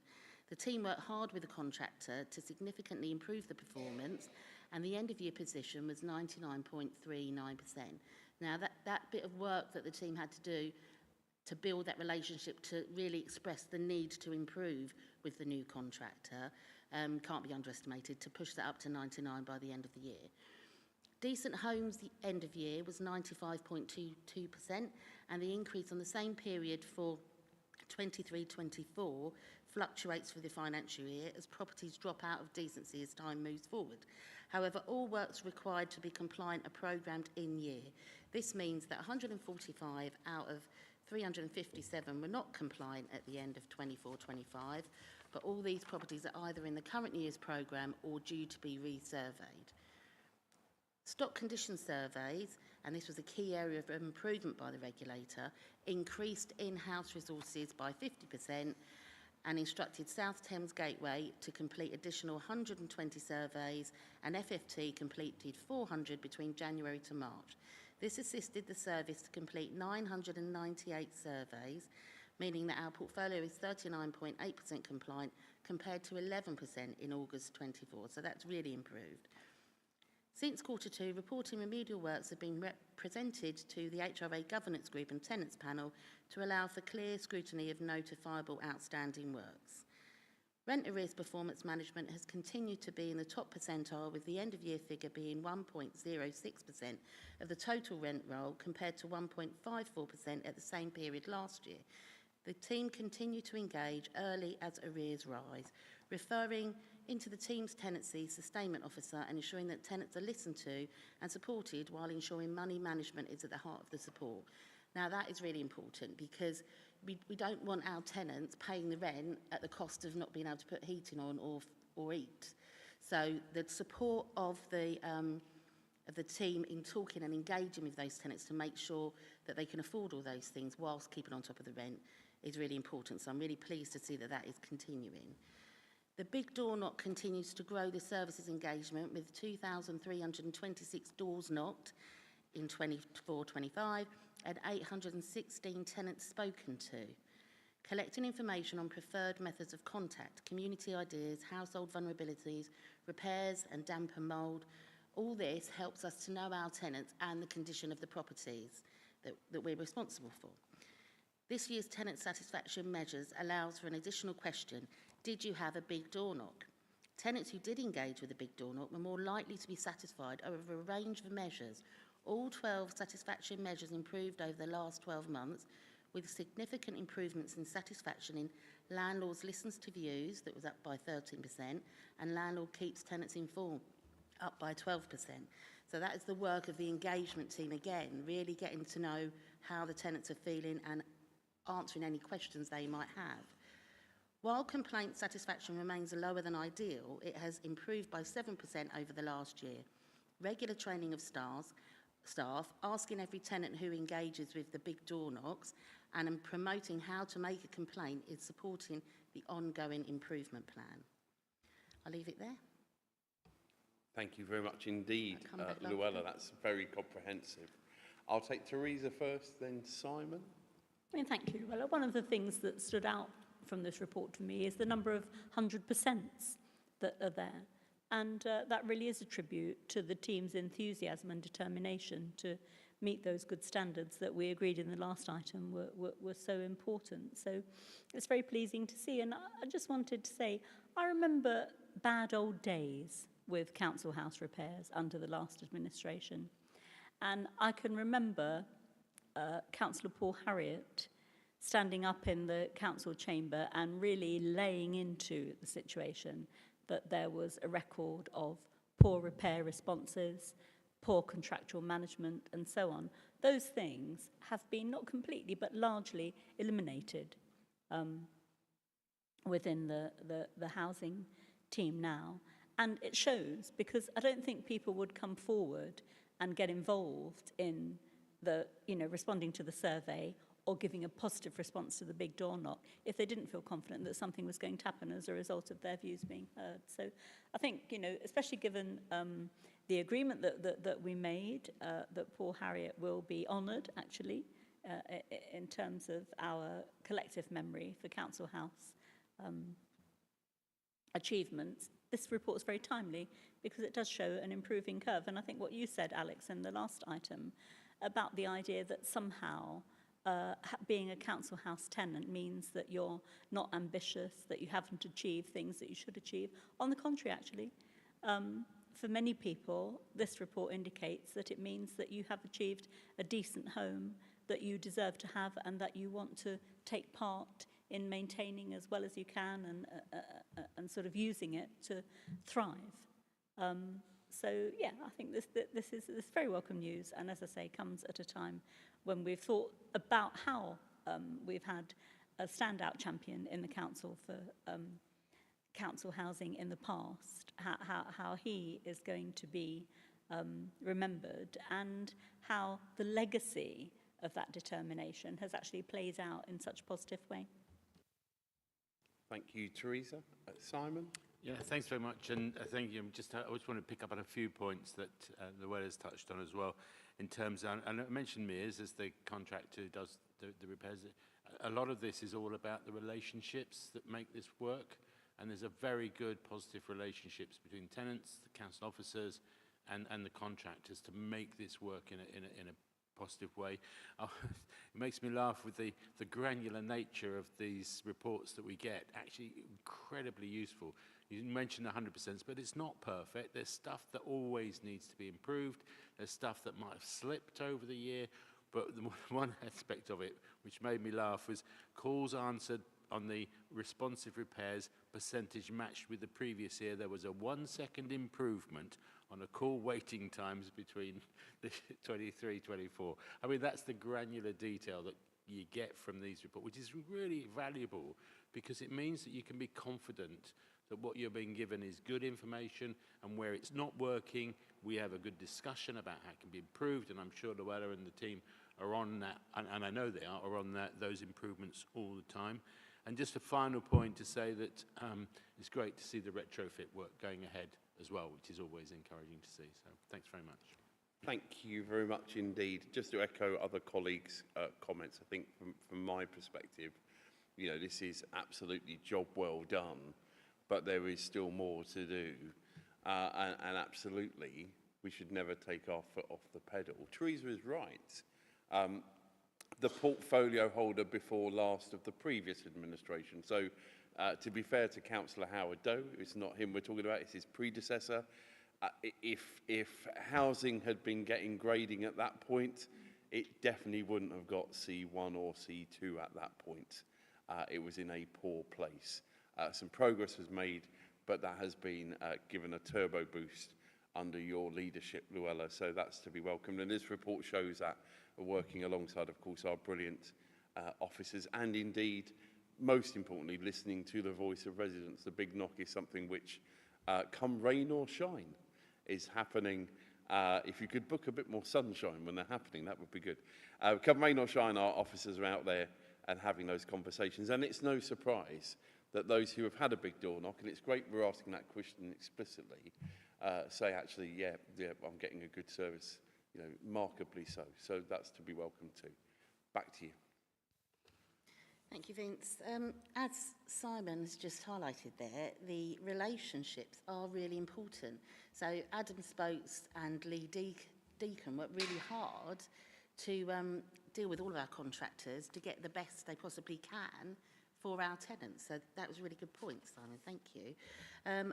Just to follow up with a special thank you again to the tenants panel, who over the last 12 months have appointed a chair and deputy chair in Maxie and Mick for the undertaking of the regulatory inspection.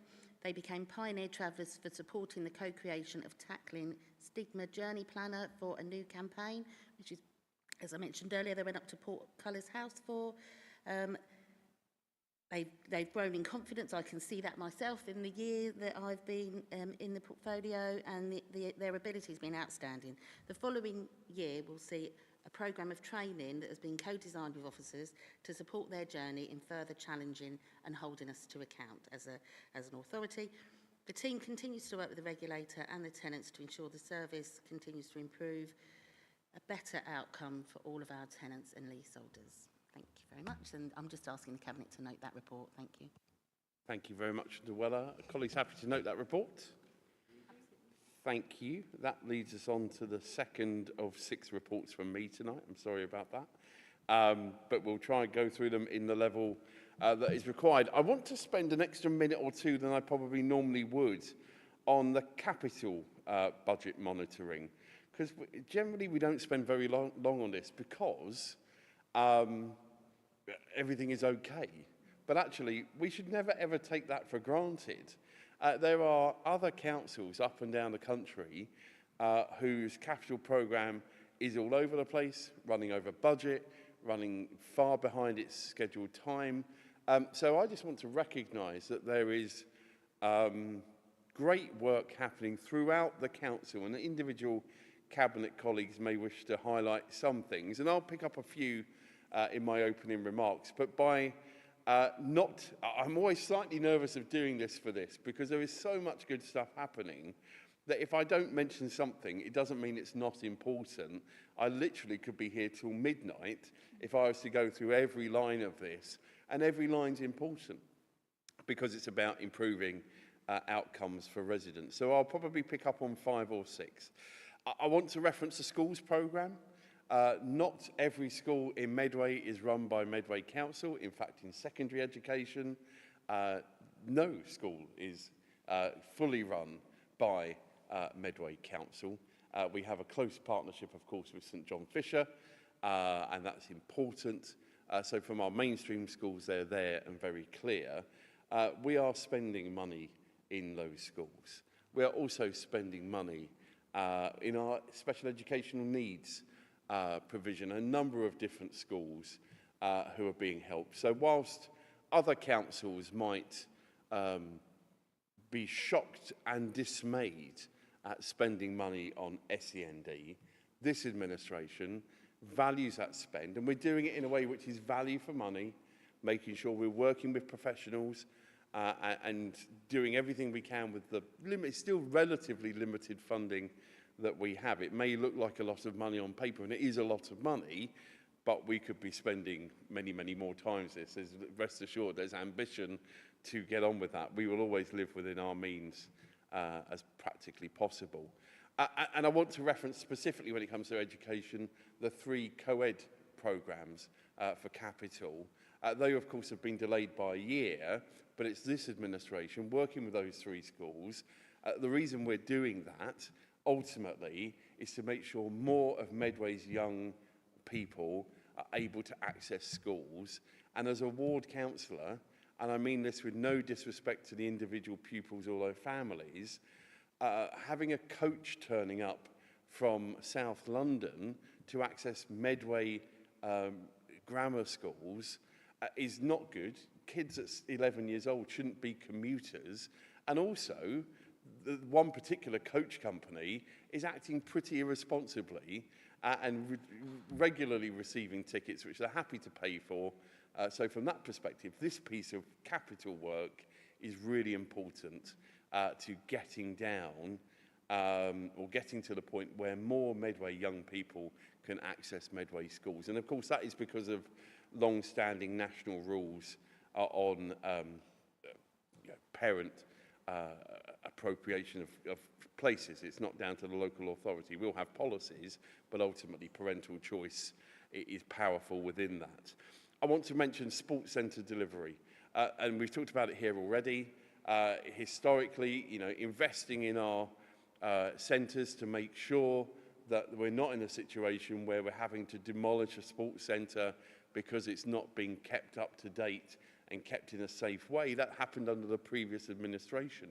And that project is coming under budget, and therefore we're investing in our other sports centres and sports facilities, as well as using Section 106 money, working with partners like the Lawn Tennis Association, capital programmes, big and small, to improve the outcomes of the situation for all of our residents. We've got our green spaces. There's a number of green spaces projects which are listed within the capital budget monitoring. I'm really incredibly proud. Since we last met as a cabinet, we've now got the continued 8 green flags for Medway. I'd quite like us, if we can, if capacity allows us to get that 9th one over on the other side of the river, where, not because I planted a tree there for the avoidance of doubt, but actually that will be at that same standard. I've got confidence in that. It's a difficult technical process, but that's certainly an ambition for that. The digital investment as part of the capital programme in adult education, really important. That team have struggled with financial reductions, not through any of their own fault, because of national funding. So actually that investment in digital helps them to deliver the very best outcomes for their learners as well. The incredible, temporary accommodation programme, those most vulnerable Medway residents making sure that they are getting somewhere that they can call for as short or as long as they need to, a home. I'm sad to say that there are homes that are, you know, people have heard me in the last couple of council meetings. We know there are hundreds and hundreds, close to 1,000 children sleeping in Medway temporary accommodation tonight. We know that some of that accommodation is not at the level it should be at. That's why we're making the intervention and shaking up the market, disrupting the market, rightfully so. So I'm really proud of that, and that programme continues, and that's within the capital schemes that we can see here for the round one report. And the final one I'll finish on, it goes back to Alex's point around the HRA. We continue to have £24 million of HRA capital in this budget. Really important, both for any potential new council homes, but importantly, keeping that decent home standard up for those who are there. And again, we've seen in other parts of the country where that upkeep is not met, you end up with situations which are unacceptable. So I'm really proud of that. There are hundreds of other things within this report. I will not spend any more time. Other cabinet colleagues wish to come in their areas, you're very welcome to, because we should be rightfully proud of the amazing capital budget and the delivery for residents on time, on budget, sometimes under budget, you know, delivering for our residents every single day through this important stream of funding. I'll pause there. Teresa. Yeah, thanks, Vince. I think for me, the standout thing of this report is that there's no one left behind. If you look at the spread, the geographical spread of the capital programme, actually it goes very fairly across the 5 towns and the rural areas, so everybody has got something. And many of the things on here are things that we don't have to do, but they're things that we want to do to enhance quality of life. So there's some really big improvements to parks, and not just to new parks, but to existing parks. I'm particularly pleased about the work that's going on for Jackson's and Victoria Gardens, and the enhancements that we're making to the skate park at Jackson's, being led by users from young people working with the trust. And I'm sure if Adam was able to be here, he would talk about that. And also the big, ambitious capital projects to get temporary accommodation, to do the things that have been overdue for a very, very long time, and having the kind of courage to bring those forward. So no one's left behind on the capital programme, and I think that's a great tribute to you and to the kind of one Medway collective, that we're making sure that everybody has got something out of this that will enhance their quality of life and make Medway an even better, more enjoyable place to live, because many of the things that are on here are making improvements to facilities and activities that are completely free. And that's really important, Alex, going on what you said earlier, that actually you can have a good time in Medway, you can enjoy yourself regardless of your income. And I think that's something that for us as Labour politicians is particularly important, but it's important for our community as well, because it shows that we are giving something back for the effort and indeed for the money that people put in to paying their council tax, playing by the rules, and seeing improvements to their area as a result of doing that. Thank you, Teresa. Simon? Yeah, thanks very much, Vincent. Thank you for the report. I mean, it's a vast amount of stuff in here, so I just picked out a couple of issues that I think are worth mentioning.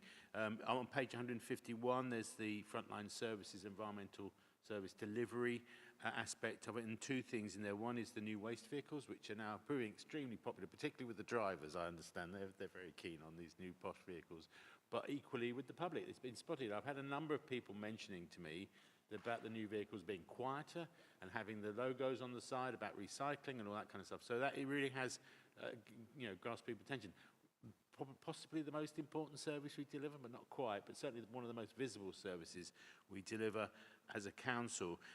But I think there's an additional point in there, is that the savings for the council on that. The previous vehicles were breaking down on a regular basis and costing us a fortune every month to repair and replace and get back on the road and hiring. That's going away now because of the new vehicles. And that saving on revenue, if you like, is huge. So there is a benefit to what those vehicles are bringing now that they're coming into use in the area. But another point on that one is about the food waste collection. That's coming this financial year, and that's going to be a change in the way people behave, and about recycling and getting the food waste that people produce. Two things really there: to minimise food waste, because we shouldn't be wasting so much food, but also what food does go to waste, or what sort of scraps are left in it, and that sort of thing go into the recycling stream rather than into the black bags. And that's so important, you know, from an environmental point of view. So that's really important piece of work. It's just coming, pick out lots of examples. And I just wanted to pick up another one on a page 156, going back to the green spaces. I have spoken about Dean Gate possibly being a green flag at some point, and they are looking at that. But more importantly, I think, is the work done at Cossington Park. Just in the last few months, in January, they got the planning permission, and the new tree nursery that's now starting to take shape there. And a huge amount of work done by the team, the Green Space Development team behind the scenes. Is a very challenging site, had a lot of issues, and they're really making a difference there. Brand new Friends group has started up there, which is always very exciting. So just to see that site coming forward is another example of us delivering new parks for Medway, which is going, can't wait. And in particular, it means more trees, which is always important. So, thank you. More trees. We love them. Alex. Thanks, Vince.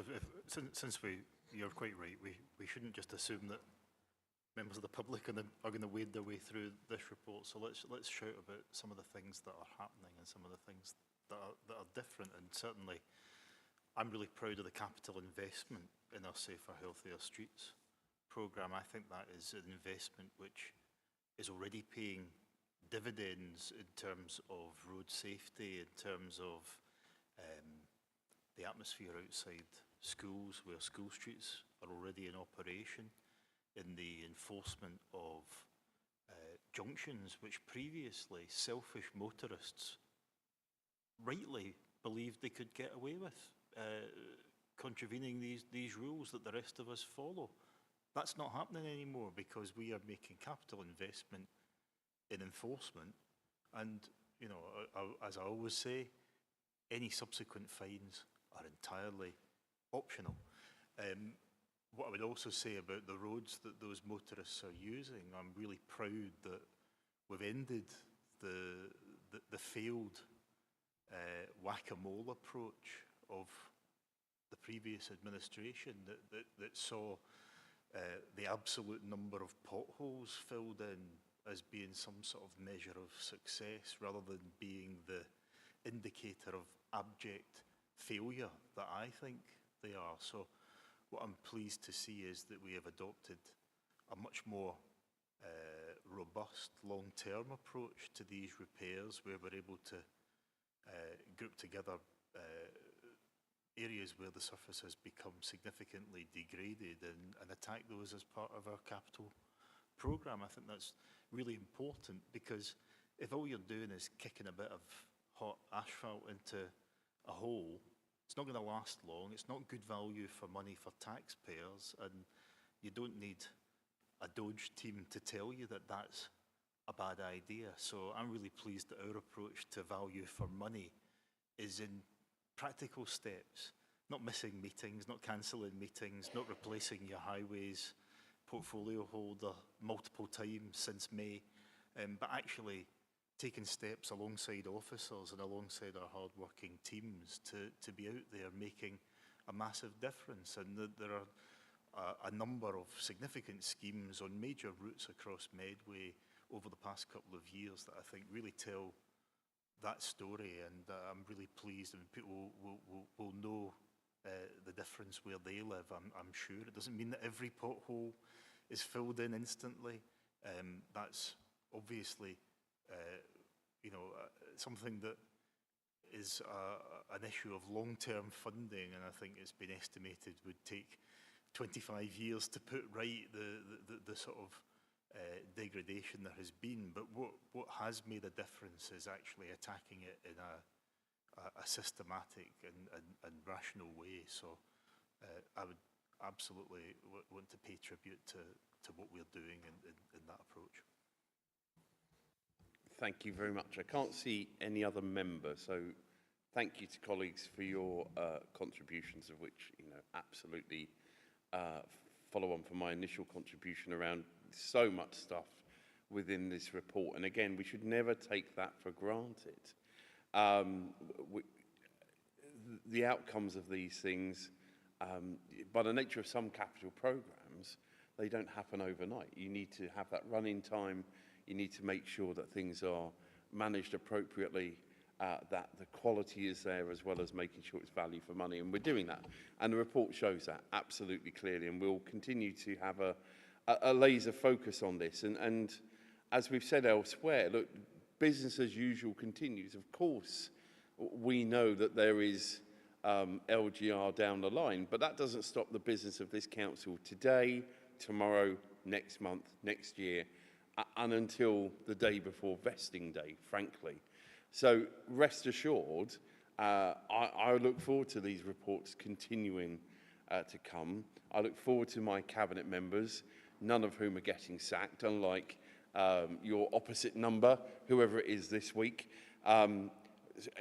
Cracking on with the one-to-one conversations with your senior officers, who I know are working hard to deliver the very best outcomes for residents and also for taxpayers.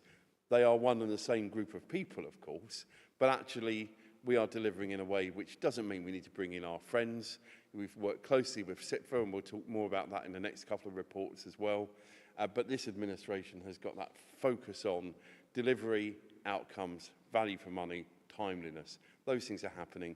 This report shows that. Thank you, colleagues. Are you happy to agree the noting of that report? Thank you very much. Let's then move on to the next item, which is the round one revenue monitoring. Move the recommendation as laid out in paragraph 1, and of course recognise that the work continues across the council to find efficiency savings and best practice to move us to that point of financial sustainability. Again, we've got other reports, we'll talk on that as well this evening. Of course, we are at a point of overspend, we note that. It's worth saying that this is a better situation than we have found ourselves in, both in our time, but actually in years before we took control of the council as well. I think that's through an honest collective approach as to where we are, and recognising that we have got to get to that point of financial sustainability. Worth noting as well, and I know my friends will reference some of this in some of their contributions, there are very specific challenges around service provision, particularly in the People Directorate.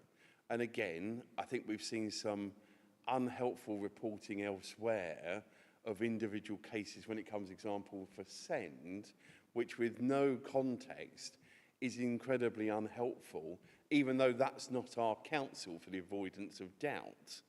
There will always be individual cases, and we have to look at these things in the round. We have to look at our policies and procedures. That means difficult decisions sometimes. But actually, as you can see through the conversations we've had tonight already, we are consistently trying to find ways and methods of improving those outcomes, both from a financial perspective, so that might be about better capital investment into mainstream schools, into care for Medway, but also working with our partners, so that might be Academy Trusts, that might be the ICB and others, to say actually, we are not just sitting back, we're very proactive, having conversations sometimes on a daily basis to look at some of the circumstances, particularly around the People Directorate. So look, I'm not complacent about this. I'm pleased that we're in a position which is better than previous years, but I know nobody around this table is, that we cannot end the year where we find ourselves at the end of round one of this monitoring approach. I'll move it at that point because some of the rest of this will actually fall into the FIT plan monitoring, which we've got later on in the agenda. Teresa, please, then Alex. Yeah, thank you. And I think rather than attempt to speak on every item, what I want to say about this is, because obviously adult social care has got a very large pressure, £6 million, is that this is a managed overspend. We know where it's coming from. We know what the measures are that we're undertaking to mitigate it. But we've got resilience in the system now that wasn't there before because of the investment that we've put into adult social care to deal with spikes in demand. We've recently had, for example, a big spike in safeguarding referrals. We're seeing costs being shunted across to us, I have to say, by the ICB for people who would have had continuing health care as they seek to manage their budget, bringing us more complex and costly cases than we've seen before, and we're having to challenge those and do the best we can to make it very clear that we have also got budget pressures that need to be managed, but not at the expense of the care that people need. And I think one of the things that has happened within the Directorate, as far as having heads of service in place now who are working together and being very, very proactive about the way that they make savings and share the ability to spread those across the Directorate, is turning a result. And I do expect to be in a better position towards the end of the year than we are now. But demand continues to rise. There's absolutely no question about that. People are coming through the door at a fast rate of knots for many, many reasons. And so the longer term actions that we're taking, like the care home, will in time mitigate these things.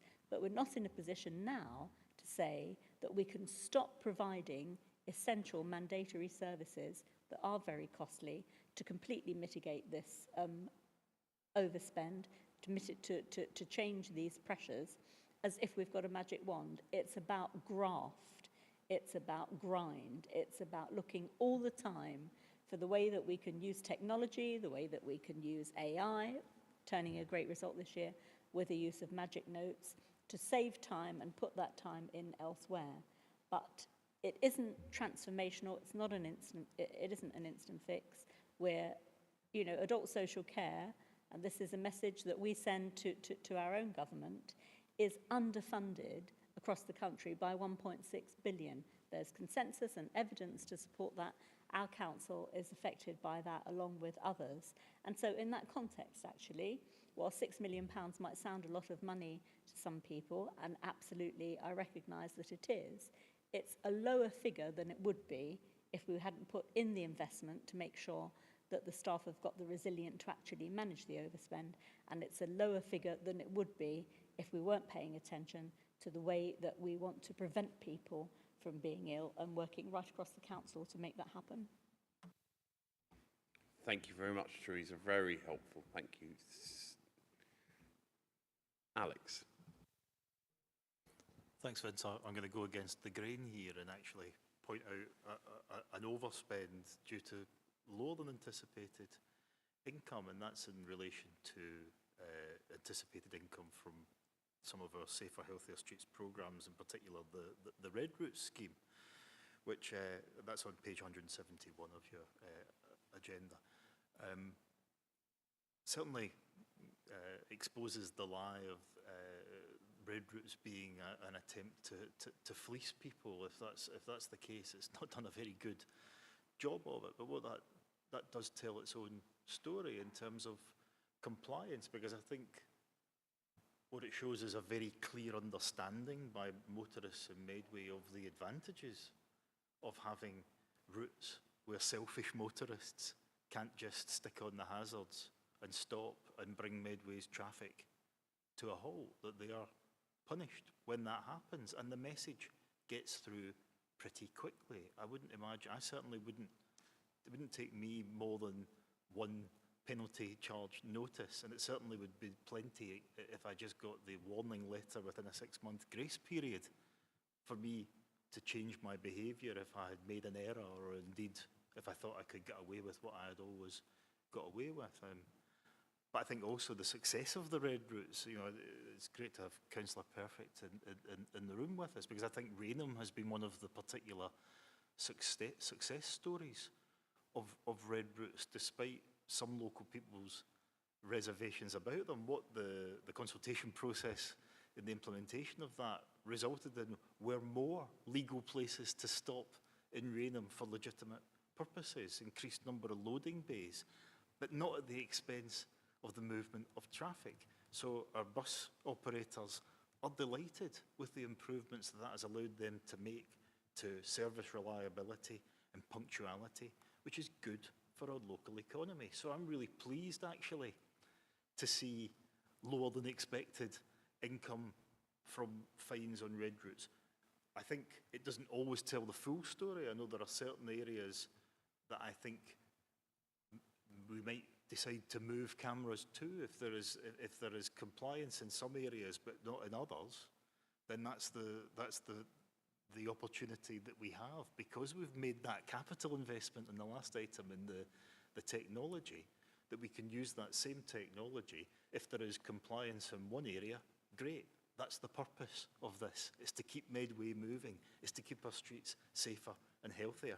And I'm disappointed, actually, to see that people have been predictably slow on the uptake in terms of some of the moving traffic offences like the box junctions, but they will get the message. Despite attempts by certain individuals to frustrate the process, the implementation of things like school streets, we have recently made the decision to proceed with the 6 schemes which were under a 21-day standard statutory consultation period. I'm delighted that that's something that we're going to be able to crack on with in the autumn, and that very quickly we'll be able to make those roads outside schools safer for our young people. So that's the story behind the headline figures and the underspend and the projected incomes. I want compliance, because if we get compliance, in the same way as people comply with a no entry sign, people don't debate with a no entry sign. It's just there. You just obey it. If it's a one-way street, you don't challenge it. If there's no camera there, it's a one-way street. If it's a school street, then motorists who have no right to be there shouldn't be there at those times.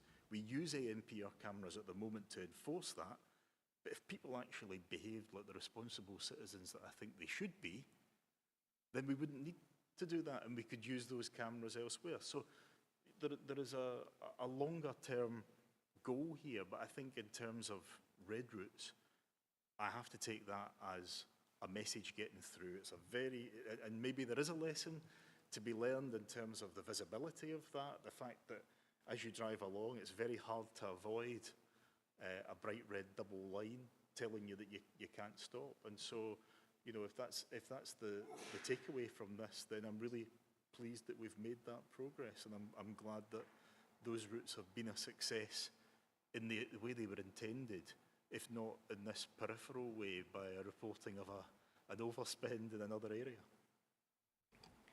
For the avoidance of doubt, the budget is not a peripheral matter. But your point is well made. Your point is well made, and I think that's absolutely right. We want safer, healthier streets, and we want, you know, this is not, as you say, this is not, as some people would make out, an approach of trying to take money from motorists. The opposite. We want people to follow the rules, as I have said in this council chamber, on a very, very regular basis. And often people do, sometimes people don't. In some places, lots of people don't. I wish they would follow the rules. But we have a process in place, and we'll continue to use that. And absolutely right to say this is always something which will be looked at carefully. And Teresa, really welcome your contribution, really important. And again, recognising that some of these costs are out with our control, ultimately. And these are the kind of day-to-day, almost hour-to-hour sometimes, conversations which we're having in this particular case with our friends at the hospital and the ICB.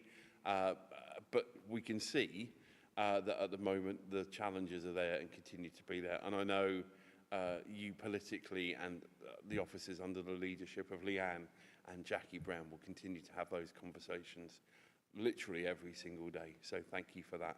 And of course, we'll continue to monitor this, as we'll talk about later on in the agenda. Are colleagues happy to support the recommendation? Thank you. That moves to item 11, the annual outturn of the Treasury management for 24-25. Can I start by moving the recommendation and thanking officers and the audit committee for this? There's 2 or 3 points I wanted to raise before seeing if anybody else wants to comment on this. I want to recognise it's important for members. Learning and development is critical. So the fact that we had training in this past financial year is really important. We've got a number of new members, including those who are elected at by-elections, making sure we've got training available to all members on this particular issue. Really, really important. So I want to thank those who organised that. We talk a lot about Lobos. It's a scheme which is a kind of legacy scheme which continues to be in place. As you can see from the report, there is no indication that both currently and as much an indication as possible moving forward that we're likely to have those individual conversations with other authorities. If we do, our officers stand by to have those conversations, which are sometimes challenging because of where we may be in the kind of financial cycle and the impact it has there.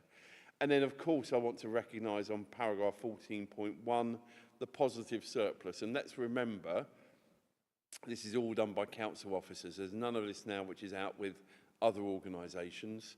A decision we supported when it was first implemented, we've continued to have in place. And you can see there from the hard work of the small but dedicated team that look after this, that we've got that surplus. And again, you can see that on paragraph 14.1. And I know Phil Watts, who's here tonight, takes a keen interest in this as Chief Operating Officer, making sure all of that work continues, again, every single day, because this is, again, another part of the council where the conversations this week may look and feel quite different to the conversations next week, and with our officers making sure we get the very best value for money for taxpayers. I'll throw it open to colleagues, but this is quite a technical report, so I wouldn't expect masses of hands. If not, I'm happy to move to the recommendation. Is that agreed? Thank you. Let's then move on to the monitoring, the Treasury management outturn for the first period of this financial year. I think the only thing I'd want to say again is recognising the role of Audit Committee in this, but also we've actually now got an outcome to Lothbury. You'll remember actually some time ago, this was an investment made by the previous administration. We are now coming to a conclusion of knowing the impact on our finances as we move forward. So I'm grateful for that information, which I know there's been a little bit of public interest in, is there, and very transparent, as you'd expect from this administration. I'll throw it open to colleagues. If not, happy. Oh, Teresa, please, yes.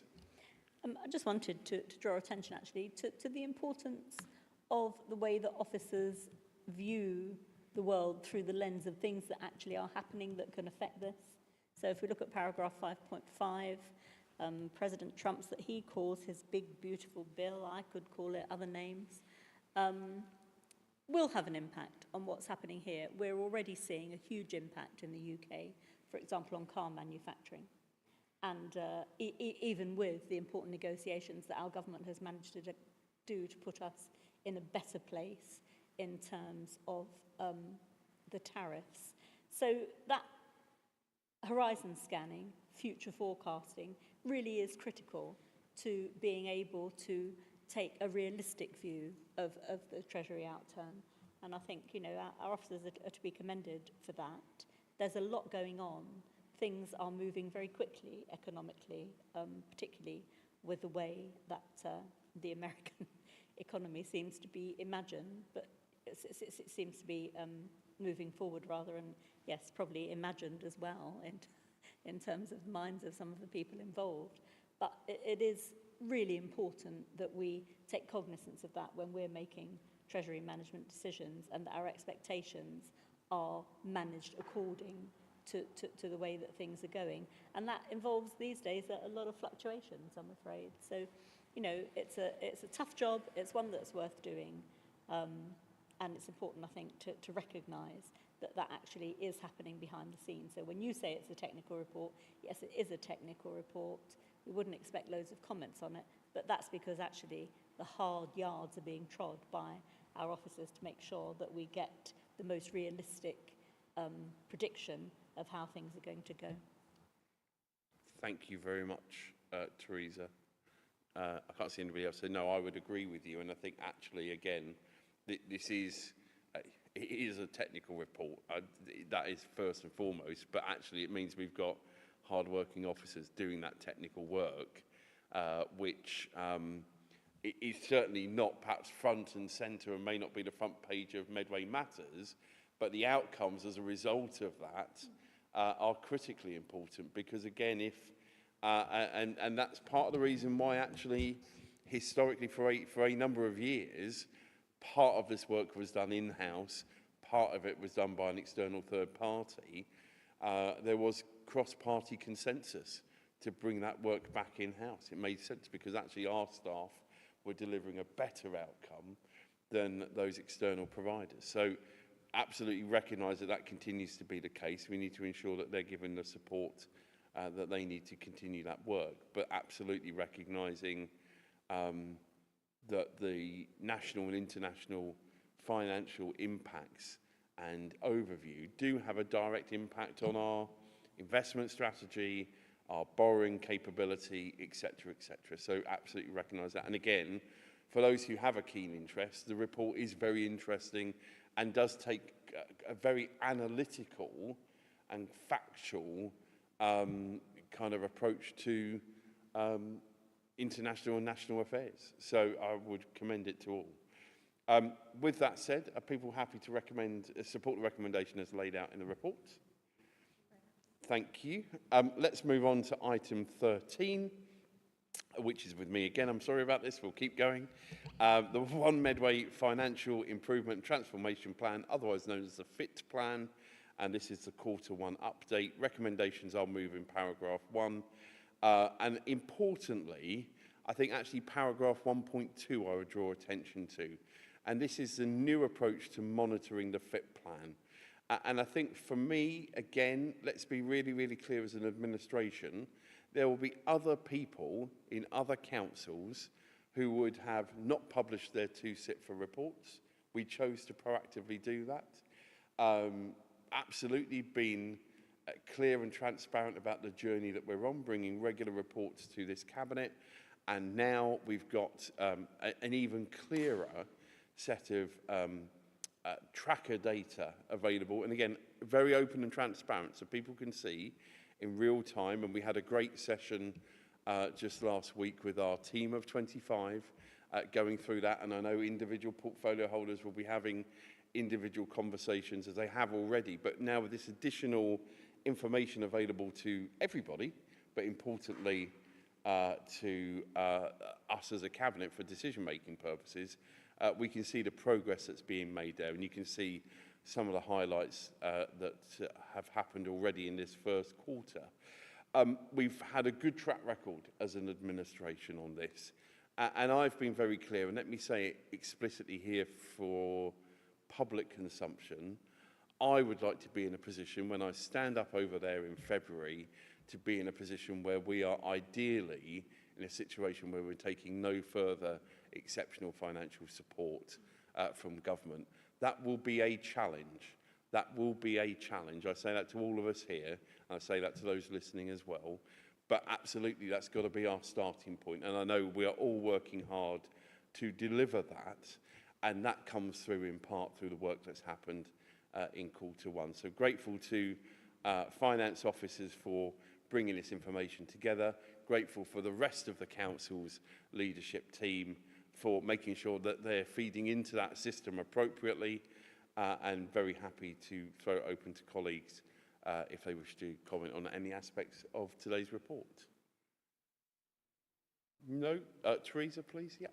I think it's just to, welcome the fact that we have got this new open and transparent system where people across the council can have a look at how other people are doing, which is critical because we're One Medway, and we've got a One Medway approach to the whole of the budget, and managing £600 million a year is a big ask. So, you know, as I said earlier in the evening, we don't trash experts, we value them, and bringing them in has helped us get into shape. And when we need advice, we'll continue to seek it out and take it. But I do thank the staff for adjusting very quickly, actually, to a new way of working, to having a positive response to new tools, and particularly a positive response to the fact that when we get together as a team of 25, the Cabinet and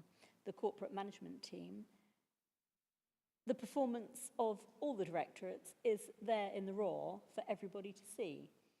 But we're taking a supportive approach to the way that things are panning out. And if people are struggling in any way with managing the new way of working, then we've created a forum for them to say so and to put the support in appropriately. So as far as I'm concerned, this was a good thing that we very determinedly did, continue to do, that is developing all the time, but is turning a result in the visibility and our ability to be cited on where we've got problems as the year goes on. Thank you very much, Teresa, and I would unsurprisingly support that. I think, as has been documented by local authority who celebrated its 4th birthday last week, the previous administration had a situation where, when they were dealing with similar budget circumstances, the equivalent of me making a £600,000 cut to your budget, Teresa, without talking to you. Let's be under no illusion that will never, ever, ever happen under this administration. We work collaboratively. We have individual conversations because portfolio holders have got responsibility for their areas of political responsibility. We've got fantastic officers throughout the organisation working hard to both deliver the day-to-day but also have that strategic view and deal with the financial challenges that we have. Gone are the days where one person is making a decision. We are a collaborative, collective approach, but we want to see outcomes, and actually this new information gives us that ability to drill deep and have those conversations about where pace may need to be picked up, greater levels of focus may need to happen. And from my perspective, I always start, as colleagues here know, with the default position of, and we'll share that with the public. We'll make sure that's available to our local media outlets. From my perspective, why wouldn't you do that? Because we are here acting on behalf of the electorate that put us here, who we're here to serve. I'll move to the vote. Are colleagues happy to support the recommendations as laid out in the report? Thank you. As if you haven't heard enough from me tonight already, in Zoe's absence, I will take this report. I'll move the recommendations as laid out in paragraph 1, but I'll start by focusing on paragraph 1.1, just to allay any fears. I think this is really important because you could read one paragraph of this report and run away with some ideas. So for the avoidance of doubt, as has been documented here previously, we have already declared surplus as property from our property portfolio, Rainham Shopping Centre. And we've been very clear that that is part of that ongoing conversation. We know that nothing goes forward without it going to the council's corporate landlord board that will sign off any of those processes. So the differential here is that this is a separate part of the council's portfolio. So we've been very clear with our team, and this is why the recommendation is laid out in the way it is that the purchaser, any purchaser of the Rainham site, will be required to keep the toilets or to provide alternative arrangements, including the provision of disabled toilets within Rainham Shopping Centre. So that's very, very clear. So we have to deal with this. They are two separate things for us as a council, two separate pieces of real estate, to use that phrase, but this recommendation is very, very clear that, frankly, and I'll put it in my terms, not in terms of anybody else, whoever is buying Rainham Shopping Centre, if they choose to, and nobody's forced to, there will be an absolute expectation that this will be part of that conversation. But because they are two separate entities, from a property perspective, we are obliged to go through this process. Worth recognising that, of course, this whole process, as has often been mentioned here, the previous administration failed year on year to deliver on their property disposal target. And again, as we've said a number of times tonight, we respect what experts say to us, and CITFA are sector experts in local government finance, not some friends we know from previous lives and previous business deals. So I'm really proud that this recommendation is in part due to the ongoing work that we are doing collectively, as we spoke about in the previous item. I'll pause there. If there's anybody who wishes to say anything, if not, I'll move straight to the vote. Are you happy to support the recommendations as laid out in paragraph 1? Thank you very much. Let's move on to the final two items, both of which are Gateway 1 commencements, and we'll move first to Simon, please. Over to you. Thanks very much, Vince. Thank you, Chloe. So this is quite a major change for us that's coming along at the moment, and we're at the sort of initial stages of it. So just to give a bit of context, this is about our facilities management services done for the council's property portfolio. You've heard about sort of, we've been doing a review of that as I speak. That's ongoing now, and it will be a continuing ongoing process. But in the context of this, this is services delivered by Medway Norse. We've now been in a joint venture partnership with Medway Norse for over 13 years. And they deliver pretty much in 4 key areas for us. Our fantastic waste service, the FM, the facilities management of all our different properties and facilities that that we have to manage and care for, our green space issues, and our send transport. So those are the big areas that deliver within the Norse arrangement that we have under this joint venture. And I just want to say that we have a duty, a responsibility, if you like, to assess how that's working over time. This is public money we're spending on these services, and we have to make sure that they're right. And so that's what we've been doing. And a huge amount of thanks to Sonny and his team and Dan for putting together the background to this. Has required a huge amount of detailed work to pull it together, to look at how these services are delivered and what we could be delivering. And they've come up with a new scheme, which I'll mention a bit more detail in a moment, but a huge thanks to the senior management team of the council, Ruth in particular, who've done all the background work with negotiations, and the relationship we have with Norse over the years has been brilliant. They have provided us with some superb services, and we're continuing that relationship. We're not sort of bringing anything to an end, but in this particular area, we've talked with them in detail, and we've decided that this is something that needs to change and be done differently in the interests of value for money and in the interests of quality of service. So those are the two driving forces behind what we're trying to do. This is not a cost-cutting exercise. We'll be not reducing staff. There won't be any redundancies or anything associated with this. It's about, excuse me, it's about doing things differently. So we've carried out this review of our FM services, and the Cabinet is asked to look into this. There's 2 key recommendations. One of them is to pursue the procurement process with the specialist facilities of new contractors being brought in through this gateway process, and then entrust the client lead as outlined in section 6.41 of the report. So those are the 2 sort of key parts of the recommendation for tonight, and that's what we're sort of discussing at the moment. And it's really about looking at the options we have for how we deliver facilities management. And in the report, under paragraph 6.7, it's option 3 that we're looking at, which is a sort of hybrid of contracted out service. A number of new contracts will be done, It will retain some of the work in-house, so staff will be working to deliver some of the services in-house, and that hybrid arrangement is how we feel will get the quality of service and the value for money that we're looking for. Excuse the noise in the background. So, as I say, this is a right and proper thing we should be doing after 13 years of working very closely with Medway North. That's what the report's about, and I look for colleagues' support on the recommendations. Thank you, Simon. Teresa?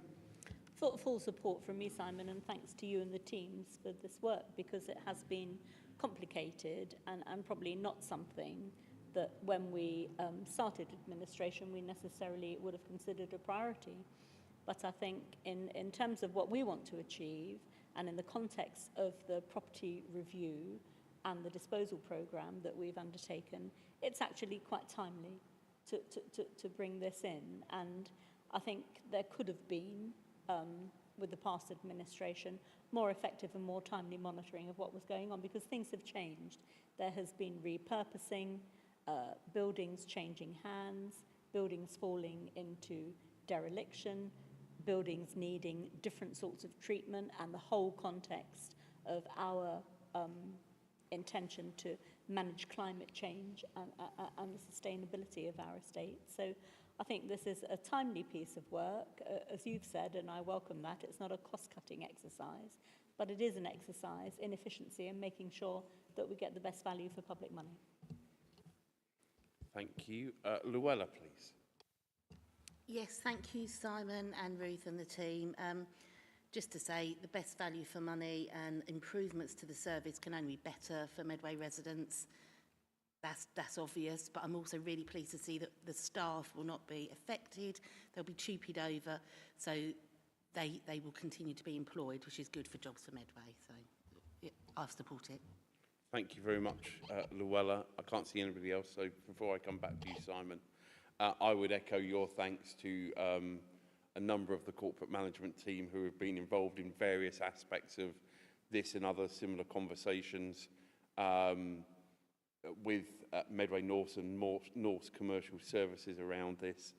As I spoke about earlier on, actually in one of Luella's reports, actually sometimes if you have a big contract and you say, actually, we're going to take out and move some stuff around into several smaller contracts, actually that leads to great specialisms, greater value for money often. And efficiency doesn't necessarily mean less staff. As Luella rightfully said, people here, the hardworking women and men who are delivering services today will be tupied over to whoever that provider is, whether that is indeed us, as you say. Some of these services will be potentially coming back in-house, or indeed another provider if it's not Medway North. So TUPE transfers will absolutely be at the heart of this and is critically important. And that communication with staff, I think, has been good, recognising that we're in a strange situation with this being a joint venture and obviously bringing a first stage report as you've brought tonight, making sure people are hearing about that directly and not from social media outlets, etc. So I think I really welcome that. So there will be work to do here. This will be something this council has not done in some of these other areas for more than a decade, but actually recognise that it's a positive thing and a positive set of conversations to be had. And absolutely, I think you said this in your opening remarks, but just for the absolute avoidance of doubt, this doesn't include the waste service. This is a very separate conversation. So, and I know the feedback I get from residents is, Medway North continue to deliver on that waste contract, a really great service.